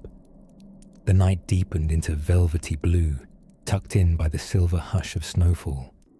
Even the wolves, it seemed, had curled beneath the same heavy blanket of quiet. And under all that snow, inside a gently rocking cocoon of canvas and hope, the world softened. As dawn tiptoed somewhere far away, another thought began to stir, one involving the curious fate of the family in the wagon just over the ridge. Outside, the wind had begun a new verse of its icy lullaby, threading between the canvas flaps of the covered wagon like a nosy neighbor in a drafty tenement. The snow no longer fell gently. It hurled itself sideways, an over-enthusiastic performer in this bitter traveling show across the prairie. Inside, huddled beneath wool and patchwork and an informal treaty of shared body heat, the wagon's inhabitants were becoming accidental experts in the art of not moving a muscle. Nellie had given up trying to sleep in the classic horizontal fashion, instead forming a sleepy parenthesis around her younger brother, Billy, who slumbered atop 3 barley sacks and under one very determined cat. Old Boots, the cat in question, had declared himself chief insulation officer and was tracking paw prints in the faces of pioneers with precisely zero regard for personal boundaries. Jacob, the family patriarch, had set up what some might call a portable library, though others might simply call it those 3 books he's carried all the way from Ohio. Tonight's selection was The Farmer's Almanac, which he had already read cover to cover more than 4 times this week alone, including footnotes. He'd taken to reciting it aloud while stirring beans, a habit no one had dared question, as it was better than hearing his theories on wagon axle symmetry. But amidst the wind and the bean-scented warmth of the interior, something downright thrilling had transpired earlier that day. You see, before the storm clamped its frozen paws around their little wheeled world, the family had huddled inside to discuss one of the pressing questions of their journey. What, precisely, was a sod house? And how did one keep a roof made of grass from leaking into your porridge? "Oh, it's all in the layering," said Granny, whose knowledge of sod houses came entirely from one summer she claimed to have spent with a potato farming cousin named Eliphas. "You build it up like a lasagna. Dirt, straw, dirt, grass. And if you're lucky, a whole family of voles that sing when it rains." No one knew whether to be impressed or alarmed, but they all knew they wouldn't live in the wagon forever. The great sod house dream had quietly taken root in their pioneer imaginations, growing with every bone-deep shiver of the blizzard outside. There was perhaps a strange comfort in imagining life after wagons, land of your own, a fireplace that wasn't a biscuit tin full of embers, and walls not made of canvas and hope. Of course, whether sod houses were architectural wonders or just glorified compost heaps was a topic that stirred strong opinions among settlers. And if you asked East Coast newspapers about them, you'll find descriptions that suggested settlers were living like decorative moles. But truth be told, they were marvels of necessity, part dwelling, part dirt sculpture, wholly imperfect but mostly dry. As the wagon creaked and groaned with each gust of wind, the topic drifted as conversations do when everyone is sleepy and one being short of delirious. Talk turned to the strange sounds of the prairie at night. Nellie claimed she could hear coyotes singing in harmony. Billy, not to be outdone, was certain he heard a buffalo sneeze. Jake nodded solemnly and said he once heard the ghost of Daniel Boone hiccup. "It's probably just the wind," Ma said gently. But the wind had character. It rattled the wagon's canvas sides in clever little rhythms, as if determined to prove it had more musical talent than anyone inside. It fluted through the seams with an uncaring elegance, like a weather spirit playing its invisible flute. One note sounded suspiciously like a kazoo, and as the family quieted into stillness once more, noses tucked into scarves, fingers curled like sleepy fiddleheads, the wind and snow continued their shrill ballad across the prairie. Somewhere out there, beneath unknown inches of snow, wagon ruts were being erased like chalk on a forgotten blackboard. The world was white and wide and waiting. In the cozy hush, Jacob lay back, looking up towards the low roof of the wagon. "Reminds me of a story," he murmured, not that anyone had asked. "Does it have beans in it?" came Granny's voice from across the wagon. "No," said Jacob, "but it's about a fellow who survived a winter in a cave with only a mule and a harmonica." He paused. Mostly he just annoyed the mule. There were soft chuckles, followed by the quilted silence that came with surrendering to drowsiness. Even the wind slowly began to lessen its insistence, as if it too had grown tired of its own voice. Tomorrow would be another frozen morning. But tonight, there was warmth, there was wool, and there were the ever-murmured curiosities of what lay just beyond the canvas flap. And somewhere, beneath layers of snow, the trail onward waited patiently beneath thaw and time. The whistling sound outside had changed its tune. No longer a sharp, gusting yowl, it had settled into a low, broad moan, like an old man muttering about the price of molasses in 1843, a familiar complaint in the era.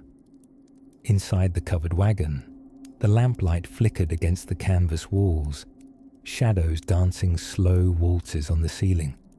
The family, wrapped in every layer of wool and ingenuity they owned, had begun that strange conversation one has only when stranded by snow and time, about things that didn't matter, but somehow did.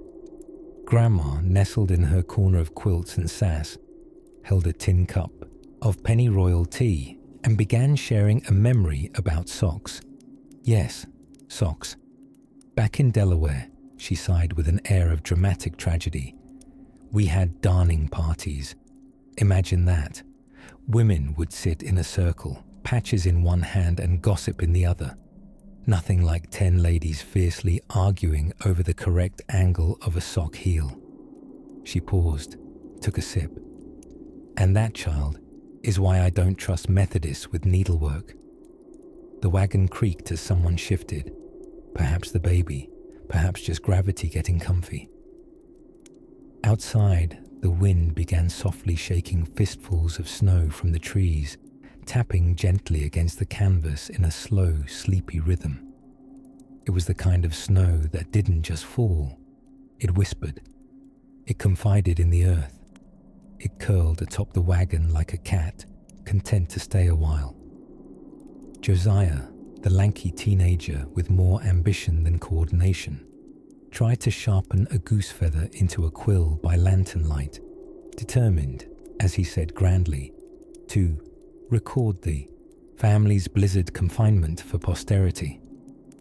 What came of it was 3 ink-blotted sentences and a very ominous stain that looked suspiciously like a weepy bat. Papa, who had made peace with his unwritten memoir decades ago, busied himself checking the barrels, flour, beans, dried apples, and the crown jewel, bacon. "Well," he murmured, poking the slab cautiously, There she lies, our last hunk of heaven. He looked dramatically toward Mama. If anything happens to me, promise the boy gets the bacon. Mama, tired of snowboys and what she privately referred to as bacon dramatics, calmly handed him a slice of dried apple. You'll live, Henry. History often forgets that food was more than sustenance on the trail. It was currency, joy, morale, and marital diplomacy. Too many pioneers fell out over a petty bean or a misallocated biscuit. No one tells you that, but it's true. Somewhere in the snow-covered miles of Nebraska, at least 4 marriages ended over flapjacks per square inch. The family huddled closer to the lantern. Stories began to unfold like old maps. Grandpapa chasing a pig through the tavern on Christmas. The time the preacher took a nap in the pickle barrel wagon by accident. Aunt Eunice's ill-fated attempt to raise singing chickens. But they did sing, whispered Mama, in her perennial defense. That rooster loved "Oh Susanna." Conversation drifted and slowed.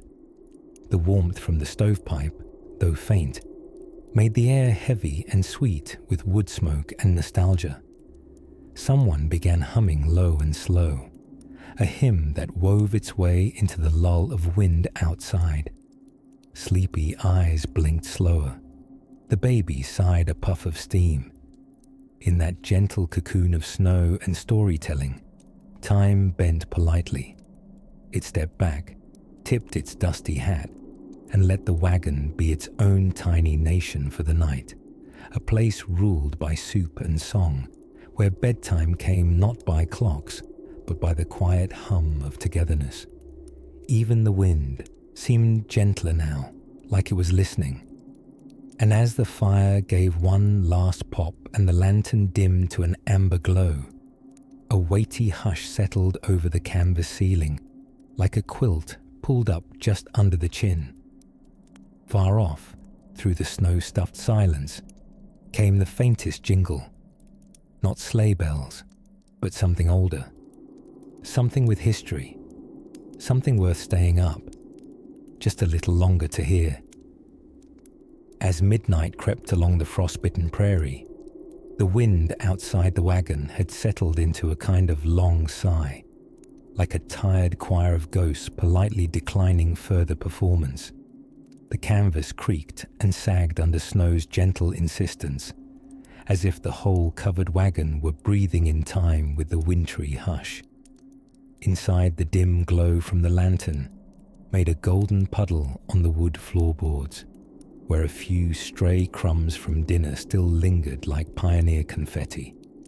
It was, as they say, a perfect moment to discuss socks.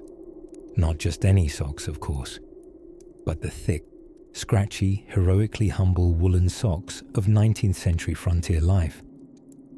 While today we may debate thermal ratings and moisture-wicking whistles and bells, the settlers of the overland trails had precisely one goal when it came to socks: owning a pair.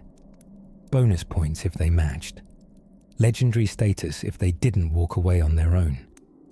Socks were usually knitted by mothers, grandmothers, or any relative with nimble fingers, campfire patience, and an inexplicable ability to count stitches in the dark. Prairie boys were known to receive socks with more enthusiasm than birthdays. After all, what's a birthday but another chance to freeze your little pioneer toes off? As the wagon rocked ever so slightly in the storm's arms, our family huddled like sleepy raccoons under patchwork quilts, the kind stitched not just with fabric, but with stories. Dresses from weddings, scraps from the shirts of sons who'd gone west a little earlier, and a bit of that one curtain that nobody even liked anyway. Beneath these warm layers, the silence of the Great Plains worked its peculiar magic. Time didn't march out here.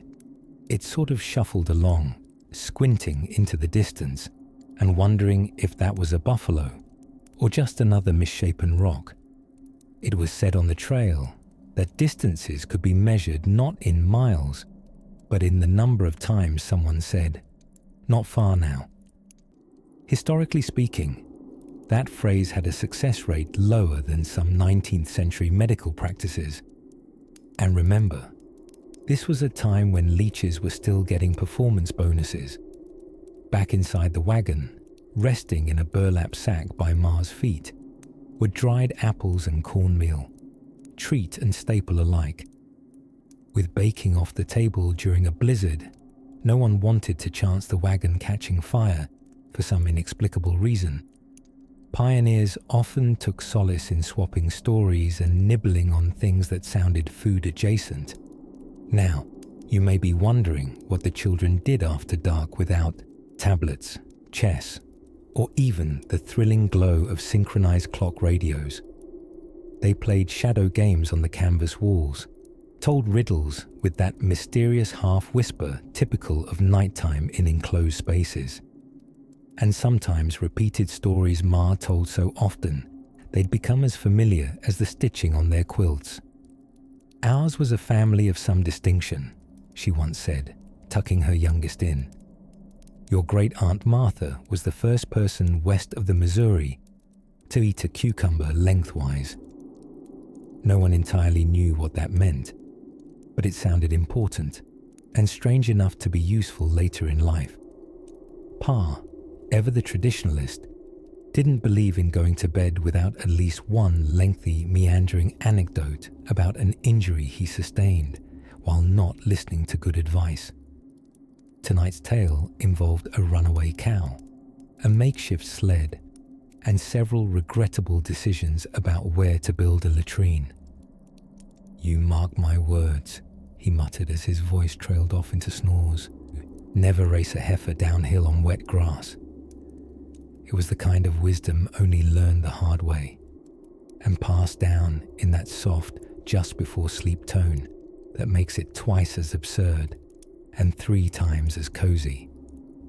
The lantern sputtered gently, throwing soft golden patches across the curved ceiling of the wagon, an upside-down bowl catching bits of starlight. Outside, the snow rearranged itself politely, finding new corners to pile into, like a bashful guest. And inside, beneath 3 layers of handmade family memory, sleep began to settle like fine dust on a forgotten shelf. Soon, all would be still again, until the thawing dawn or nature's call, whichever came first. And in the hush between wind gusts, someone muttered, almost smiling, "Tomorrow, we'll look for rabbit tracks." That was all it took to dream. The wind outside the wagon had found a new melody, less shrill, more rhythmic, now swirling low and broad like a cello, warming up before rehearsal. It circled the canvas roof with a kind of absent-minded patience, tapping gently here, whistling softly there. Inside it was quiet, not because the storm had passed, oh no, but because the families had collectively decided to pretend they believed it had. Even the oxen had settled into a kind of woolly resignation, hunched silently under makeshift shelters, their great breath puffing through the icy air in slow clouds. Occasionally, they'd send up a disgruntled snort, which in oxen means either "this is absurd" or "I've just remembered I'm not in Spain." It was hard to tell. Within the wagon, an almanac had been brought out as a kind of emergency entertainment device. In the 1840s, this was roughly equivalent to discovering a forgotten chocolate bar in the bottom of your bag, a burst of joy and validation. The old farmer's almanac, already a beloved relic by mid-century, was full of critical life-saving information like moon phases, tide tables, and tips on how to prevent unfortunate poultry deaths. Marilla, who prided herself on the ability to read aloud without her spectacles, had taken up the dignified role of almanac narrator. She had just entered a section warning of unusual cold snaps in the coming March, which, given the blizzard currently burying them in February, felt like cruelly unnecessary foreshadowing. Silas replied with a chuckle, "Well, I suppose we should be grateful they didn't predict frogs raining from the sky." To which young Hattie quietly looked out the wagon flap, as though just checking.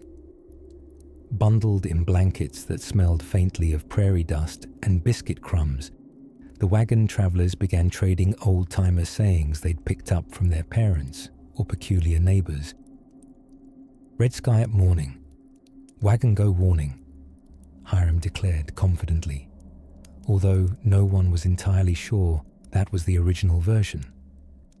One of the lesser-known facts about covered wagon travel is how committed people became to inventing minor rituals to keep wildness at bay. For instance, every evening, right before sleep, the families would each call out one thing they miss from back home. It began as a homesick murmur, but had grown into a nightly listicle of nostalgia.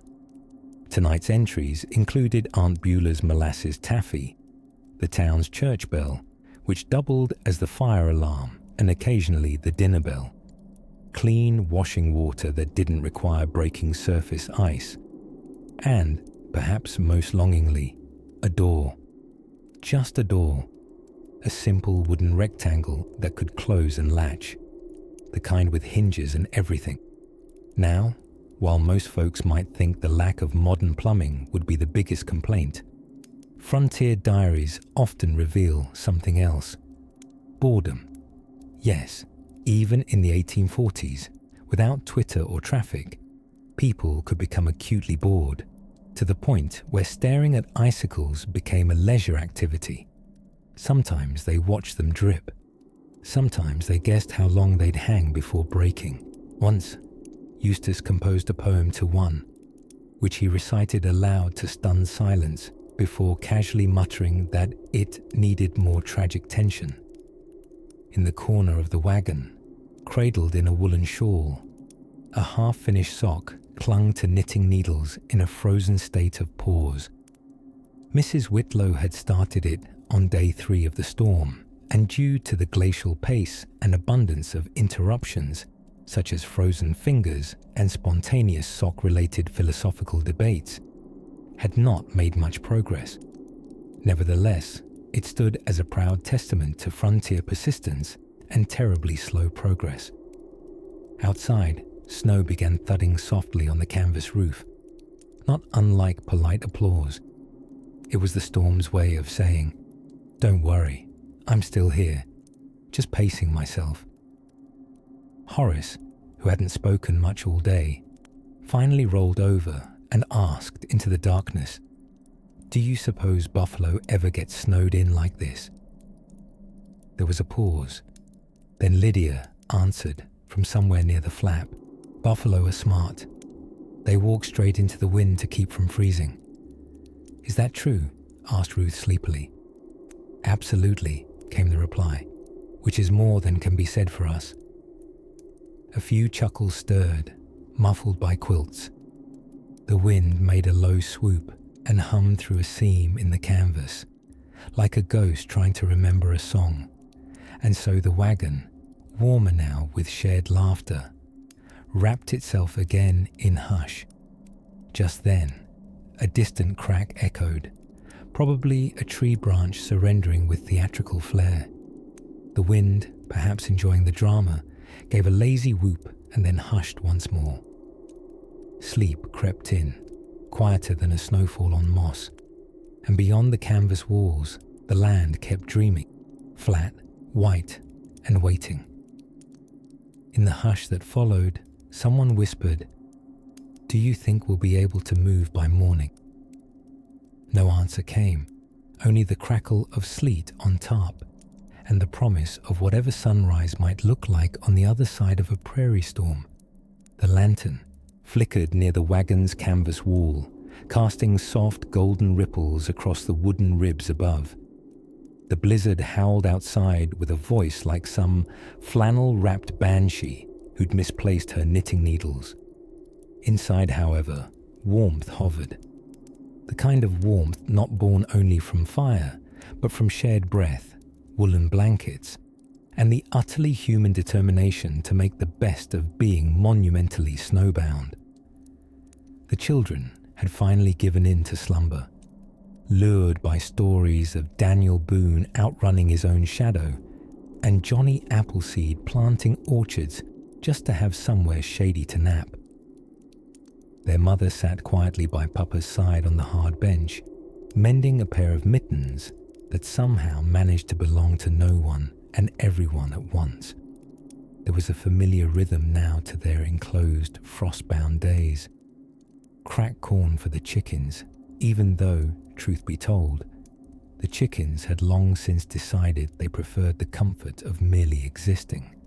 Between the snow and the general and the feeling of existential poultry malaise, egg production had reached the metaphorical planes of maybe never. Still, Papa joked every morning that he could hear them rehearsing for breakfast. And then came the evenings. The sacred appointment with their only true source of entertainment, each other. Tonight, Papa decided to tell the story of the wind wagon Thomas and how a man once tried to ride the wind across the prairies like some open-air Benjamin Franklin on a hay bale sailboat. Now, this tale is entirely real, or at least as real as anything involving wind-powered sod cruisers can be. In 1853, a certain Samuel Peppard of Kansas designed a wind-powered wagon. With vast sails hoisted on a sturdy frame, his contraption, part prairie schooner, part maritime delusion, was intended to zip across the Great Plains entirely by wind power. And would you believe it? It worked, for a while.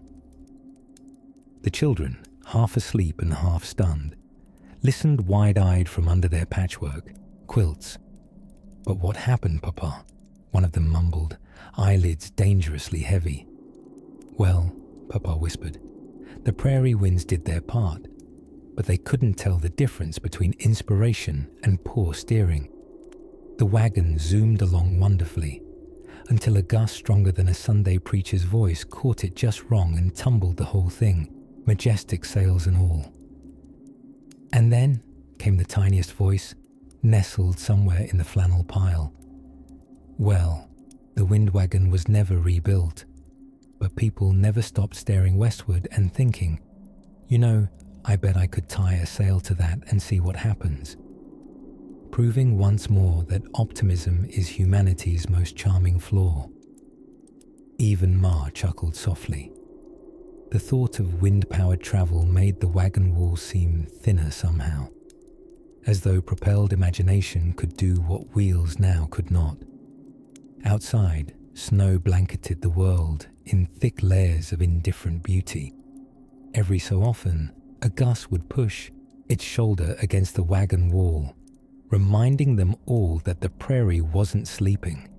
It just liked to whisper loudly after sundown. The dog groaned and repositioned himself near the stove, emitting a sigh so soulful that he seemed on the verge of composing a blues ballad about having no sausages left in his future.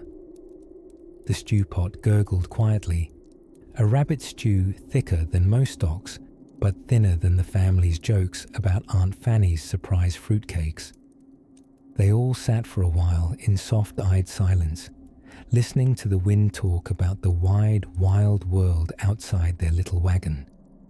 Somewhere beyond the storm, herds of buffaloes snored beside snow-covered ridges, and telegraph poles stood lonely and unread this blustery night. Somewhere out there, towns were being dreamed up by railroad men, and someone was inventing pickles with unreasonable confidence. But inside, here, tonight, they had each other, canned peaches, and the warm glow of a family that knew how to wait. With mitten repairs paused and the fire down to low embers, they tucked back under the quilts. The storm hissed gently, like some great kettle come to boil beneath the stars. Papa whispered something about a man named John Snow, not that one, and how even a humble weather observer could start a revolution, though not the kind with torches. But that would be a tale, he promised, left for a drifting hour soon to come, just as the wind found a slower, sleepier whisper, and the wagon creaked with dream-ready grace. Outside, the snow whispered over the prairie like a secret too shy to be spoken aloud. Each flake spun and danced in the wind, settling soundlessly against the stretched canvas of our wagon, which creaked ever so slightly in reply. Inside, the lantern had long since burned low, and the only sources of light were the occasional glint of ember from the small iron stove and the soft glow of moonlight sneaking through the canvas seams. Among the many small miseries of frontier life, including but not limited to rattlesnakes under the bedroll, coffee made of roasted acorns, and the eternal mystery of disappearing socks, the most underestimated was simply finding a comfortable way to sleep in a small wagon, while entirely clothed in wool. Wool, as our ancestors quickly discovered, is both extremely warm and extremely itchy, a dual insult to comfort. By the time one had arranged their limbs around the barrels of flour, avoided the bucket that smelled suspiciously of pickles, and accepted that you would spend the night inhaling Aunt Maud's onion-laced snores, sleep became less an act and more a form of resignation. Nevertheless, sleep did come. It came to those who had learned to ignore the sounds of the wind clawing its long fingers against the wagon shell. It came to those whose backs had accepted the betrayal of wooden wheel spokes poking under the floorboards. And it came, albeit reluctantly, to me, though not before I found myself staring at the ceiling, wondering how on earth anyone ever thought manifesting destiny required so much sneezing. At times like these, thoughts wandered like cattle with a broken fence, meandering across topics both trivial and profound. I found myself thinking of Mrs. Chivington from the next wagon over, who insisted on bringing her porcelain tea set across the Rockies because, according to her, civilization must ride side saddle behind progress. She kept it tucked in a cedar box under her cot, wrapping each cup in lace torn from what used to be a wedding veil. A sort of treaty between refinement and survival, I suppose. The children were asleep already, curled like kittens beneath fur-wrapped quilts that carried the warmth of many hands and many winters. They had, remarkably, made the best of things. Earlier that day, they had played a new game they'd called Frostbite Tag, the rules of which remained unclear except that someone always ended up with snow down their undergarments. Laughter, it turns out, is surprisingly loud on the open plains, and there's nothing in the world cozier than muffled giggles beneath buffalo hides. Pa had taken the night watch, but had promptly fallen asleep next to the stove, chin on chest. Clutching his old pistol like it was a stuffed rabbit, the stove sputtered gently now, puffing clouds of maple-scented smoke from the last piece of wood Ma had salvaged from a broken yoke 2 towns ago. The smell mingled with boiling beans and the faint tang of wax sealant melting from the canvas, all of it weaving into a scent oddly reminiscent of burnt library books. Somewhere in the stew of these reflections, my thoughts turned to the postman. Yes, the postman. On this desolate trail of frost and ambition, where buffalo stared in silence and wolves kept polite distance, there still rode a man tasked with delivering news from a world that insisted it was still humming along without us. Pony Express riders were known for their velocity and questionable judgment, famously accepting an offered plate of stew mid-gallop, or attempting to deliver a bundle of letters during a thunderstorm while astride a horse called Disaster. Yet they were lifelines. Torn bits of paper tied with rough twine that might contain a single beloved sentence from a cousin back east, or instructions from some dubious government office that, for reasons unknown, had misplaced Kansas altogether. As sleep began to mist my mind, the wind outside struck a final note, a long, somber sigh, like a cello played by old hands in a quiet barn. It seemed to settle the night like a blanket pulled tight around our weary bones. Somewhere, out in the snowy dark, something creaked. Perhaps a wagon wheel shifted, or perhaps it was merely the sound of time rolling quietly across the prairie. Whatever it was, it meant nothing urgent, which is to say, it was precisely perfect. With that, the caravan of thought slowed its wheels, and the night turned another soft page. The lantern's flame had grown timid now, a soft golden feather dancing in its little glass globe. Shadows leaned long against the oiled canvas walls of the wagon, flickering over bundles of cinnamon bark, quilt corners, and the thoughtful face of Isaac Towney, who had just finished mending a button using a needle so blunt it'd be more useful for stirring stew. Outside, the blizzard still whispered, not shouting anymore, but speaking in frost-colored murmurs, as though the wind had grown tired of its theatrics and now simply sighed across the plains. Inside, however, it was warm, warmish at least. In that old-fashioned 1850s, if we all sit under the buffalo hides and don't breathe too demonstrably, no one will freeze solid, sort of way. Eliza Hargrove occupied her usual corner beneath the greased hide window, cheerfully embroidering a pillowcase with the words, "Bless this mess," unaware that future generations would hand-stitch the same sentiment on decorative throw pillows, albeit beside pictures of wine glasses and golden retrievers. Little Silas lay curled up near the wagon wheel end of things, thumb still in his mouth, dreaming no doubt of oxen playing banjos or plum pies the size of Missouri. And Herman John, ever the self-appointed scholar of the plains, had taken up a seat on a crate labelled dried beans and questionable lard. By the firelight, he read aloud from one of the treasured books that survived the journey, a battered but beloved volume of Poor Richard's Almanac. "Fish and visitors stink in 3 days," he read in a tone of great reverence, as if quoting scripture, which would explain the aroma currently wafting from Uncle Tub's socks. Uncle Tub, lying belly up under a tangle of quilts like some bearded turtle, gave a grunt. "I'd take offense," he yawned, "if it weren't largely true."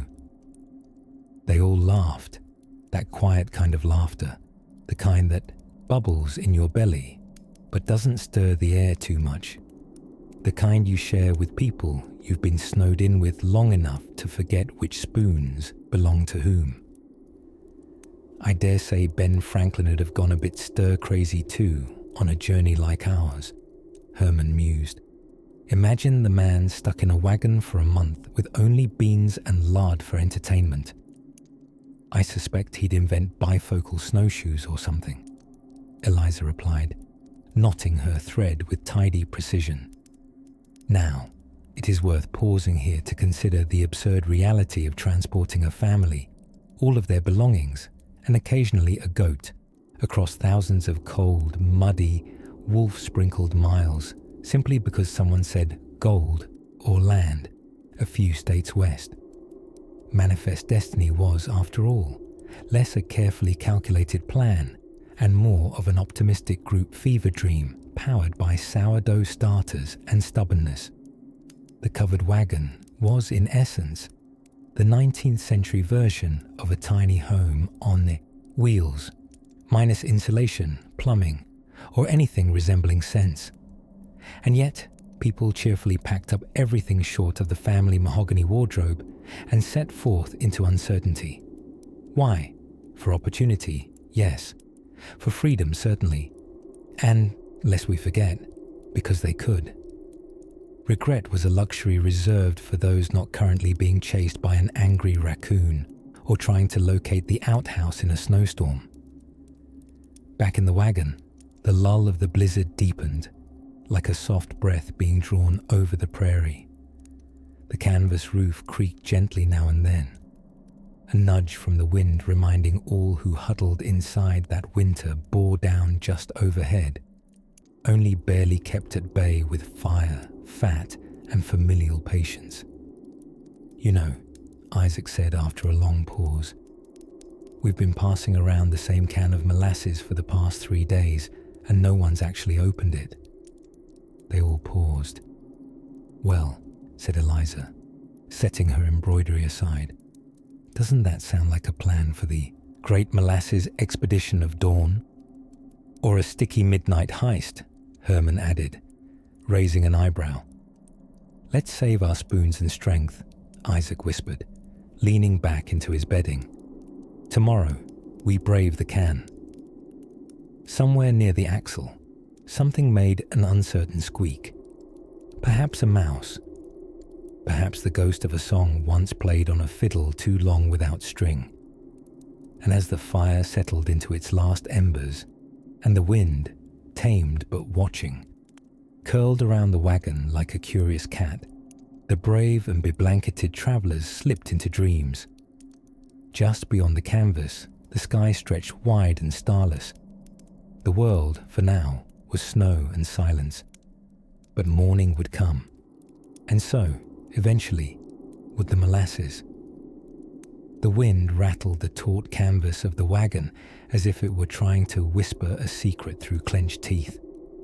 But inside, cocooned among woolen blankets and the soft tap of sleet against the oilskin window flap, the world had shrunk to a warm circle of flickering lantern light and the slow breathing of sleeping souls. Outside, the prairie had vanished under a dramatic encore of winter's best performance. A snowstorm so theatrical, it might have gotten a standing ovation from General Winter himself.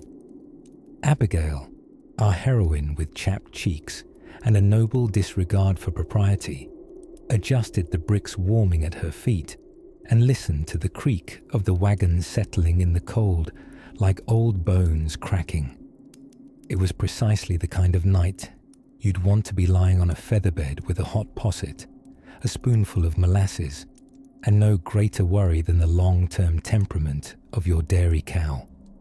Instead, Abigail was wrapped in a quilt made from 6 worn petticoats and pieces of a retired curtain, and she was positively delighted. This was adventure, covered wagon style. Beside her, young Thomas, now proudly 6 3/4 years old, was nestled against his sister's elbow. He'd fallen asleep mid-monologue, mumbling about a dinosaur-shaped snowdrift he'd spotted behind the cook stove box. His snores rose and fell like a rusty harmonica, adding a certain musicality to the chill. They'd layered what felt like the entire Great Plains over him. Buffalo robe, nose-to-toe socks, and what might have once been Aunt Minerva's tea cozy now serving as a hat. Nothing breeds ingenuity like discomfort. From the front of the wagon box, just beyond the half-flap door, came the low murmur of Pa and Mr. Henley, chatting over a tin cup of something steaming and triumphant. It was probably coffee, or something that desperately wanted to be coffee, and had been forced to pretend with the help of roasted chicory and misplaced optimism. They were talking about axle grease and frostbite, and whether or not the storm was blowing from the Dakotas or simply from confusion. Mr. Henley polled barometric pressure by how high his ear hair prickled, a method both impressively self-assured and scientifically unfounded. Abigail leaned her head back against the wooden beam. She wasn't sure how many days they'd been traveling now, or how far they'd come. They measured the miles in broken things, wheel spokes, ropes, hearts, and daylight hours. And perhaps most importantly, not in how many miles were left. Somewhere far beneath the wagon's frozen wheels, the earth slumbered under a crust of silence. Imagine, if you can, the roots of grasses huddling together, straw brittle and waiting for spring. A conspiracy of stillness, a quiet not meant for words. But above that, here in this wagon, humans were doing their best impression of perpetual hopefulness. They didn't much care if it was January or the end of time. Just as long as the beans stayed warm, the wood pile lasted, and no one had to get out in the middle of the night to answer nature's knock in negative temperatures. Cozy didn't always mean comfortable.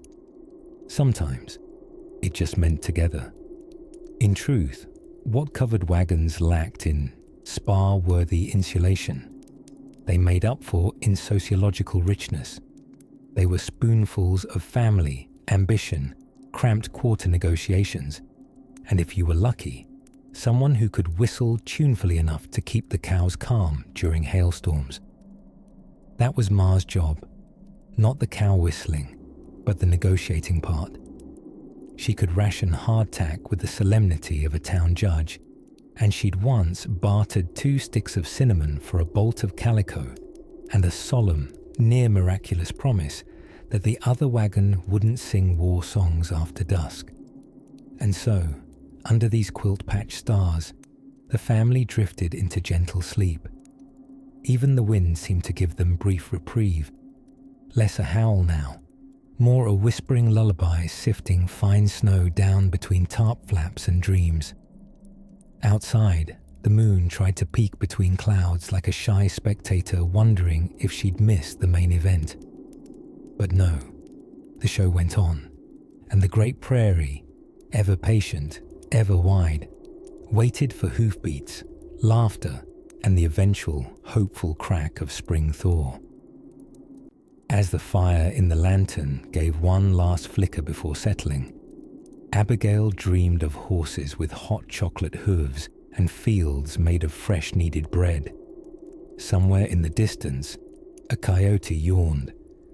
The storm would pass, they always did, and somewhere ahead, the wagon would be moving again soon. By the time the moon had tucked itself behind a heavy smudge of cloud, the whispering snow had quieted to a soft flurry. Less a blizzard now, and more an insistent winter lullaby.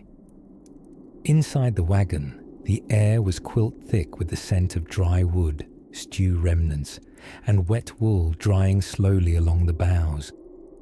The lantern flickered low, casting silhouettes like puppets against the canvas, as if ghosts of prairie past had gathered for an impromptu shadow play. Louisa adjusted the corner of a patchwork blanket, where it drooped near little Ruthie's sleeping face. The child curled into herself like a comma in a sentence she'd long since stopped hearing. Somewhere in the dark, a pot creaked, not from mice, but from memory, and the wind outside moaned like it had missed its cue in a ghost story. It was during such silences that thoughts wandered, and tonight they wandered far. Truth be told, nights in covered wagons weren't made for peaceful pondering. They were made for cramped knees, shared breath, and the occasional suspicious dripping. But that didn't stop the human mind from peeling away the worries of the day. Oxen freezing, food spoiling, children complaining about literally everything, and drifting instead into the curiosities that only arise when your bed is made of wheel grease, hay, and hope. Thomas, hunched near the boot of the wagon, was polishing a pair of spectacles with such little effect that one might assume he was intentionally smudging them for dramatic flair. He wasn't much of a reader, but he liked to look like one. And tonight, that was close enough. With the blizzard reduced to whisper-level dramatics, the family allowed their thoughts to settle into stories. Ones not scribbled in newspapers or diaries, but passed hand to hand, like sourdough starters or suspiciously dented spoons. Did you know, Thomas said to no one in particular, that the first recorded American snowstorm was scribbled into a diary in 1717? 4 nor'easters hit New England in the span of 8 weeks. Snowbanks reached rooftops, pigs were found roosting with chickens, and Apollos Ransford's entire front parlour was repurposed into a sled garage. No one responded, not because it wasn't interesting, but because spoken aloud in the glow of an oil lantern, such facts sound suspiciously like bedtime spells. Louisa, not to be outfacted, mentioned that Laura Ingalls Wilder, beloved chronicler of prairie life, once described blizzard winds that were so loud they felt like a cold wild beast. And yet, unlike most wild beasts, these could sneak into your hairline like a guilty thought and stay there till spring. A snort from the corner meant Grandfather Silas was still awake, perhaps, or dreaming vividly. It was always hard to tell. Even by Covered Wagon standards, their current setup was on the cozier side. Over time, one mastered the spatial discipline of wagon life. There was a choreography to sharing space in a canvas-topped sardine can. Elbows bent, knees folded, and never, ever sit near the pickled eggs after dark. Outside, the wind fluted across the prairie in harmonious puffs, like an off-key music box designed by someone with very strong opinions about winter. Inside, warmth radiated from the tiny iron stove, its embers murmuring quietly. Old gossip retold in sparks and pops. A warm draft of storytelling filled the space, and as ankles tangled beneath shared covers, minds drifted, not away from the present, but deeper into it. Wagon life was about learning how to live inside an inch, how to find whole worlds in the way soup cooled, in how the canvas tented gently under snow, or in the wild shenanigans of 18th century snow pigs. Now and then, Louisa pressed her ear to the canvas, pretending to listen for wolves, but really, she was just eavesdropping on the cadence of the night. The quiet, in moments like this, was not an absence. It had weight, texture. It draped like velvet across shoulders sore from days of jostling westward. A log in the stove gave one last dignified crack, perhaps announcing intermission. And Louisa pulled the blanket higher, fingers touched, resting in a heap of sleepy limbs.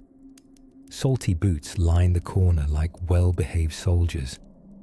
Tomorrow, they might dig the wheels out of a fresh drift, or chase the stew pot again when wind deemed it aerodynamic. But for now, for these minutes stitched together by snoring, story-swapping, and the heat of breath trapped under wool, the wagon was not a means to a destination, but the destination itself.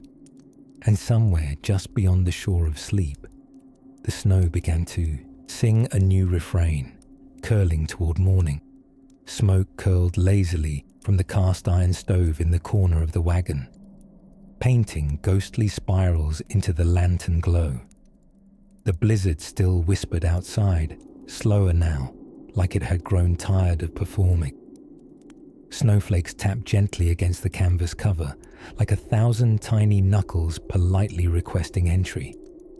But inside, the world had narrowed to warm lamplight, the smell of tin cup coffee, and the heavy hush of sleep settling over thick wool blankets. Roy gently shifted under the buffalo hide, careful not to wake the others. Doc Henry was fast asleep, snoring in soft counterpoint to the wind. Little Ellie had tucked herself like a mouse into the crook of her mother's arm. A wool cap half off her head, revealing curls that somehow still defied frontier logic and looked clean.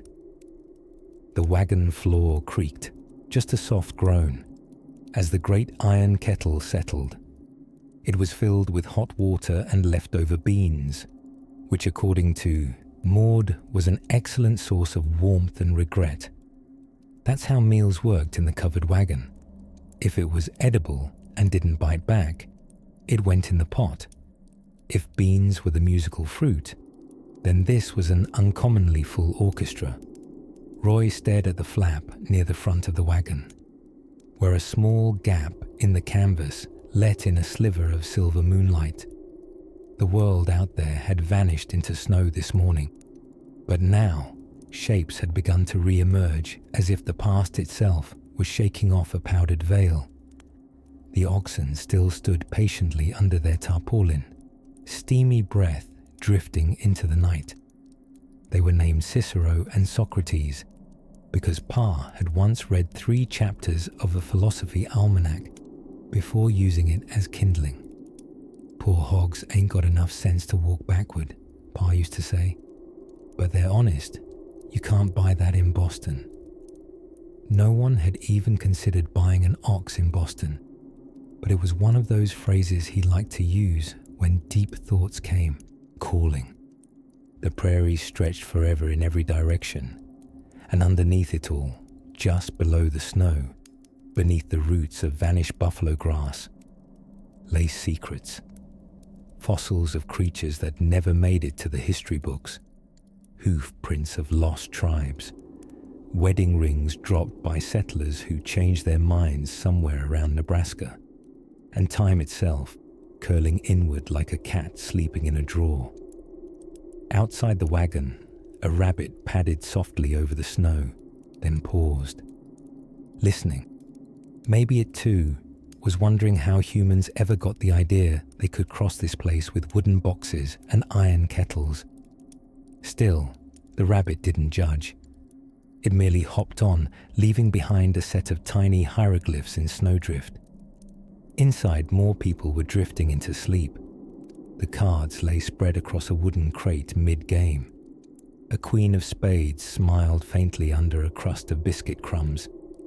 Uncle Abram had dropped his autobiography, still just 5 pages long, and mostly about his youth as a fiercely mediocre blacksmith, across his chest.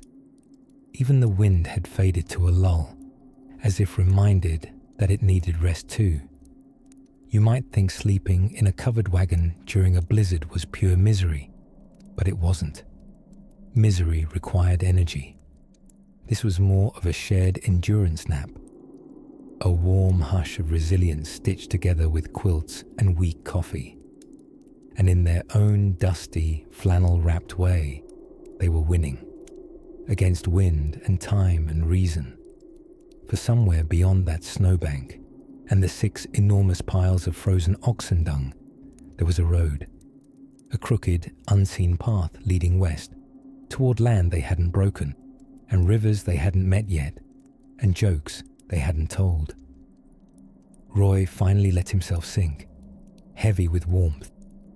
The lantern was near spent, its light thinned to amber syrup. The last thing he saw before sleep pulled him inward was the reflection of his own breath in the wagon's iron hinges, rising like prayers off hot soup. Tomorrow, they'd be shoveling. Tight, boots, maybe one more pot of beans. But for now, under wool and whispers, history held its breath, and slowly, gently, the snow kept falling.